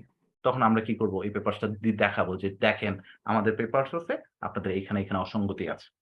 তখন আমরা অ্যাডভার্স অপিনিয়ন দিয়ে দিই। ওকে? ক্লিয়ার? স্যার তাহলে অ্যাডভার্স আরেকটা কি যেন বললেন? ডিসক্লেমার। ডিসক্লেমার। আর ডিসক্লেমারটা হচ্ছে স্যার আমার কাছে প্রমাণ নাই না? ওইরকম হ্যাঁ, হলে। আমাদের প্রমাণে মানে ওরা আমার কাছে, আমি বুঝতেছি যে এখানে সমস্যা আছে। ইভেন আমি জি, কিন্তু জি। এর জন্য কি করছি? ওই উপরে দুটার সাথে সবাই পরিচিত তো। আমি কিন্তু একটা ডিসক্লেমার অডিট রিপোর্ট নিয়ে আসছি এখানে। জি, জি, জি। ইভেন অ্যাকাউন্টসটা কিন্তু ডিসক্লেমার অডিট রিপোর্টের উপরে। ঠিক আচ্ছা, আছে? আচ্ছা। ওকে, তখন ওই ১ম ২ টা তো মোটামুটি সবাই পরিচিত। ইভেন সবাই তো প্রফিট করে, আমি এখানে লস করেছি। ওকে? আমার এখানে লস হবে, হ্যাঁ? জি। ও ওকে, এখন আজকে কি আমরা আর কন্টিনিউ করব? খুবই ভালো লাগছে স্যার। আমার এনার্জি এবং স্ট্যামিনা দুটোই আছে, যদি আপনি করেন। আর বাকি ভাইয়েরা মোশাররফ যদি ভাই, চায়। মোশাররফ ভাই, আমার মনে হয় কালকে আমরা আবার সময় নিয়ে বসি, হ্যাঁ? ওকে স্যার, আপনারা যেটা ভালো মনে করেন। আসলে আরেকবার বললে মনে হয় ভালো হয়। আমি প্রথম ২ টা ঠিকমতো ক্যাচ করতে পারি। কোনটা? Audit opinion? জি, জি, জি। অডিট অপিনিয়ন হচ্ছে, ১ম টা হচ্ছে আনকোয়ালিফাইড। এক কথায় যে আপনি একটা অডিট করে আসছেন, এখন তো অডিট রিপোর্ট লিখবেন। আপনার যে আপনি কিসের উপর অডিট করবেন? ফাইন্যান্সিয়াল স্টেটমেন্টের উপর অডিট করবেন। তো ফাইন্যান্সিয়াল স্টেটমেন্টটা সবকিছু ঠিক আছে। তারা আইএস মেইনটেইন করছে, বিএস ফলো করছে, বা যে রুলস অ্যান্ড রেগুলেশন বা লস গুলো আছে, সেগুলো তারা প্রপারলি মেইনটেইন করেছে। ওকে? তখন আমরা একটা আনকোয়ালিফাইড অডিট রিপোর্ট দিব। মানে ওই যে আমি একটা এক্সাম্পল দিয়েছি, মেবি আপনি শুনছেন কিনা জানি না। ডক্টররা কিন্তু নেগেটিভ যখন রিপোর্ট দেয়, তখনই কিন্তু এটা আমরা পজিটিভ ধরে নিই, তাই না? তো এরকম আনকোয়ালিফাইড টাই হচ্ছে আমার পজিটিভ রিপোর্ট। হুম? আর কোয়ালিফাইড হচ্ছে যে কিছু অসঙ্গতি থাকবে সেখানে, যেটা খুব মেজর কিছু না। ঠিক আছে? মোটামুটি ইয়ে করলে এটা হয়, টুকটাক নিয়ম নীতির বাহিরে গেছে। আপনার এটা করা দরকার ছিল, এটা করে নাই। এটা একটু মানে যেগুলো টলারেবল আরকি, এক কথায়। কিছু টলারেবল ব্যাপার থাকে। অনেক সময় দেখা গেছে ব্যবসা প্রতিষ্ঠানগুলো কি হয় জানেন? ব্যবসা প্রতিষ্ঠানগুলোর মানে আপনার বাস্তবে এমন কিছু সিচুয়েশন চলে আসে যে তারা এটা পুরাটা পারফেক্টলি হ্যান্ডেল করতে পারে না। ওই সময় কিছু কাজ করতে হয় আরকি। পরিস্থিতির উপর ডিপেন্ড করে, হ্যাঁ? যদিও এটা এভাবে বলা ঠিক না। তারপর আমি একদম খোলামেলাভাবে বলছি আরকি। তো ওই ব্যাপারগুলো যখন ধরা পড়ে, তখন ওইখানে একটা আনকোয়ালিফাইড রিপোর্ট দিয়ে দেয়, হ্যাঁ? আর ডিসক্লেমার এবং অ্যাডভার্স তো বললামই। ওকে? স্যার অডিট রিপোর্টটা অ্যাবসলিউট হবে না, তাই না? কারণ ওরা তো সব ফুল তো চেক করে না। আর এটা তো মনে করেন টেস্ট বেসিস করে আর কি। অডিট রিপোর্টটা অ্যাবসোলিউট হবে না, কি টেস্ট বেসিস করে আসলে কি জানেন, অডিট রিপোর্টটা কিন্তু অ্যাবসোলিউট হয় আর কি। হ্যাঁ, ওইখানে কিন্তু জি অডিট রিপোর্টে একটা লাইন লেখা থাকে true and fair view. True জি অ্যান্ড জি ফেয়ার ভিউ। সে কি করতেছে, সে যতটুকু দেখছে ততটুকুর উপর অপিনিয়ন দিচ্ছে। হ্যাঁ, এখানে ওইখানে কিন্তু আচ্ছা আচ্ছা স্যাম্পল আচ্ছা। বেসিসের কথাটা লেখা থাকে। হ্যাঁ, স্যাম্পল বেসিস দেখছে। কিন্তু জি হয় জি কি জি জি জানেন, যখন আমরা যদি আমাদের শেয়ার করি, আমাদের এক্সপেরিয়েন্স শেয়ার করি, আমরা যখন যাইতাম যেতে কোনো প্রতিষ্ঠানে, তো আমাদের স্যার কি করতো, সে একটা সময় ফিক্সড করে দিত আমাদের এফসিএ স্যারকে, যে জি তোমরা জি এই জি প্রতিষ্ঠানটাকে, মানে এটা স্যারের সাথে তো আগে জি প্রতিষ্ঠানের জি অর্গানাইজেশনের যে ম্যানেজিং বডি আছে তারা করে নিত, কন্ট্যাক্ট করে নিত। জি জি তো ওটার উপর ডিপেন্ড করে স্যার সময় করে দিত আমাদের।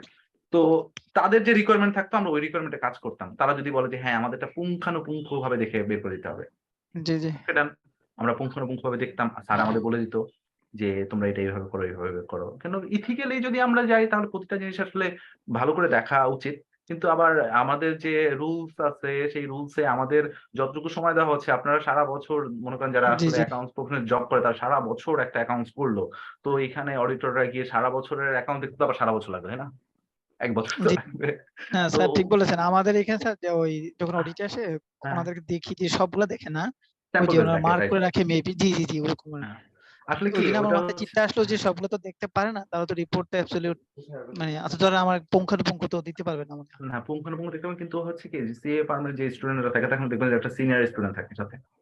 জি তো জি জি ওরা হচ্ছে আসলে এত এত এত এত প্রতিষ্ঠান অডিট করে, তারা আসলে তাদের ভিতরে একটা ধারণা চলে আসে। দেখবেন যে আবার অডিটররা যেখানে ধরছে সেখানেই ভুল বেরিয়েছে। এটা জি কিন্তু হয় সেটা অনেক ঠিক। বেশি। তো জি স্যার। ওদের কিন্তু মাথায় এটা সেটআপ থাকে। একটা অ্যাকাউন্টস দেখলেই ওদের একটা আইডিয়া আসে যে এই জায়গাটায় ভুল থাকতে পারে। এছাড়াও স্যারের কিছু ইনস্ট্রাকশন থাকে যে তোমরা এইভাবে, এভাবে দেখবা। তখন ওরা তো অনেক জানে, অনেক জ্ঞানী মানুষ। ওনাদের ইনস্ট্রাকশন তো অন্যরকম। ঠিক আছে? তো ওই জি জি ইনস্ট্রাকশন অনুযায়ী তো কাজ করা হয় আরকি। বুঝতে পেরেছেন? জি আচ্ছা, স্যার।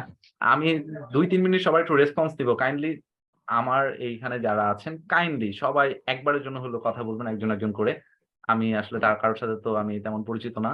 আর কারো সাথে কথা হয়নি। রাজন তো অনেক কথা বলছে। রাজন দাদা আমি আর ৫ মিনিট নিচ্ছি, হ্যাঁ? জি sure sir. Sure sure. Okay, কারো কোনো প্রবলেম নাই তো? না স্যার না কোনো সমস্যা প্রবলেম নেই, প্রবলেম নেই। ওকে, ওকে। কাইন্ডলি একটু একটু একজন, একজন করে যদি বলতেন কেমন লাগছে অপিনিয়ন দিবেন আরকি। স্যার। আসলে আমি কেমন লাগলো? ওপিনিয়ন দিই। আমি বলি স্যার, যেহেতু শুরু থেকে একটু বেশি বকবক করেছি আজকে আপনার না, না, পরে। আপনি ভালো রেসপন্স স্যার আমি করছেন। আমার আপনাকে অনেক ভালো লাগছে। সিরিয়াসলি আমার কাছে মনে হয় যে, যে রেসপন্স করে ওই যে বললাম তো ভাই আমি শুধু নলেজ শেয়ার করতে আসিনি। আমি আপনাদের কাছ থেকে স্যার শিখতে আসছি।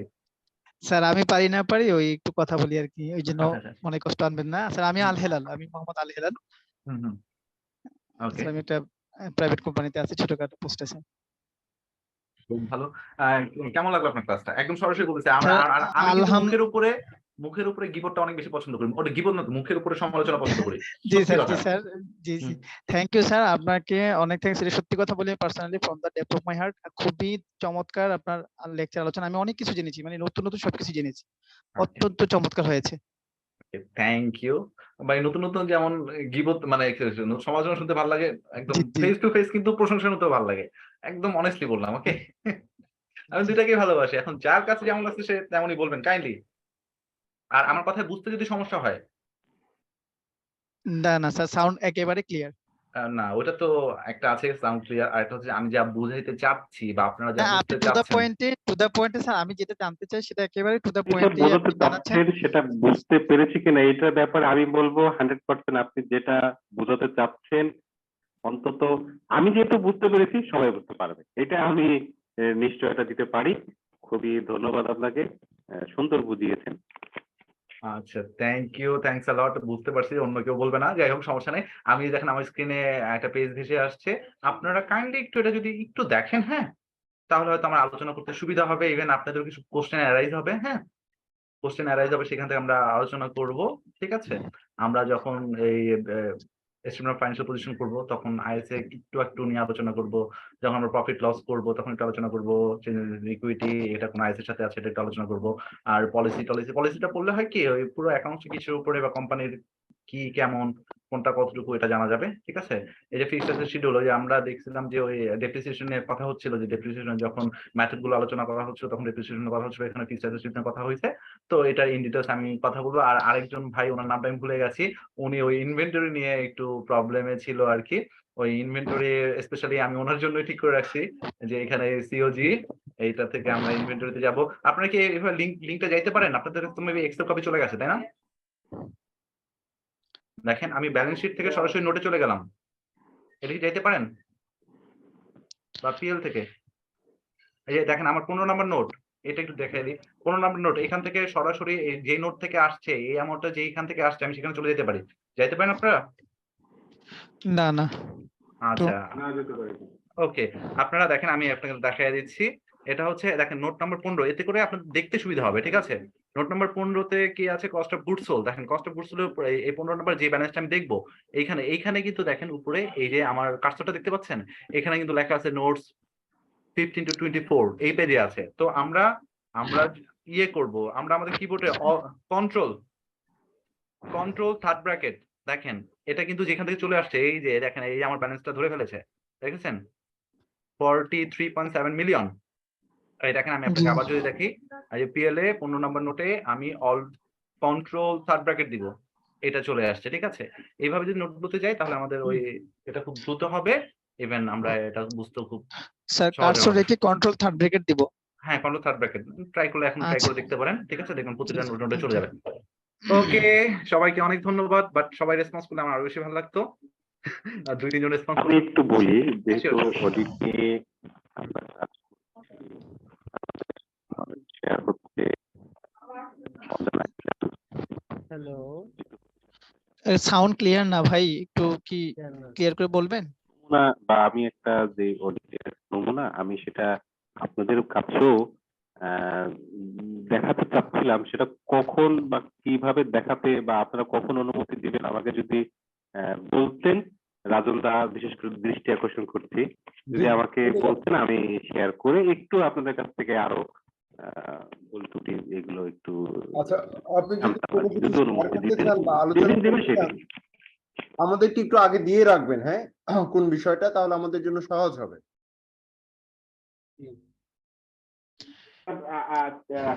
বুঝতে পেরেছি, আগে দিয়ে রাখবেন, ঠিক আছে। হ্যাঁ হ্যাঁ, তা এছাড়া তো ধরেন আমাদেরও তো একটা প্রস্তুতির ব্যাপার আছে, বা কোন বিষয়টা কোন স্পেসিফিক বিষয়টা আপনি সমাধান চান একটু নোট দিলে আমাদের জন্য ভালো হয়, রাইট রাইট ঠিক ঠিক বলেছেন তাই স্যার। না? তখন আমরা সেটা সময় নিয়ে কথাটা বলতে পারি। ঠিক আছে স্যার, আপনাদের রেগুলার ক্লাস শেষ হওয়ার পরে আমি প্রয়োজনে সেটা আচ্ছা, শেয়ার ঠিক আছে। করে আপনাদের আগেই আর দিব, স্যার আমাদের পরবর্তীতে ভিডিও আমাকে ক্লাসগুলো দেওয়ার বিষয়ে স্যার জানালেই হবে স্যার। হ্যাঁ হ্যাঁ হ্যাঁ, দিব দিব, হ্যাঁ একটু অপেক্ষা জি করুন। স্যার। Thank you. একসাথে দিয়ে দিব আমি। আচ্ছা জি স্যার। ঠিক ওকে, Thank সবাই you, ভালো sir. থাকবেন, সুস্থ থাকবেন, আল্লাহ হাফেজ। কালকে একটু আশা দেখে করি নিয়েন, এগুলো একটু দেখবেন প্লিজ, তাহলে কালকে ক্লাসটা এনজয় করতে পারবেন। জি খুবই স্যার, শিওর স্যার। খুবই মানে মানে কি বললাম, যে আমি শুরুতে বলছিলাম যে এটা এমন একটা ক্লাস যে আপনি একটা কোম্পানি, একটা পাবলিক কোম্পানি চালানোর যে আপনার একটা স্ট্রেংথ, সেটা কিন্তু আপনি তৈরি করতে পারবেন। হ্যাঁ, জি এইগুলো জি স্টেপ ধরে ধরে যখন এগোবেন তখন আপনার মধ্যে সেই স্ট্রেংথ আসবে, যে আপনি একটা কোম্পানি চালানোর, একটা অ্যাকাউন্টস চালানোর আপনার সেই ধরনের স্টেমিনার তৈরি হবে। এভাবেই তৈরি করতে হয়। হ্যাঁ, জি, থ্যাংক ইউ, জি স্যার। সবাইকে ধন্যবাদ, শুভরাত্রি। শুভরাত্রি স্যার, গুড নাইট।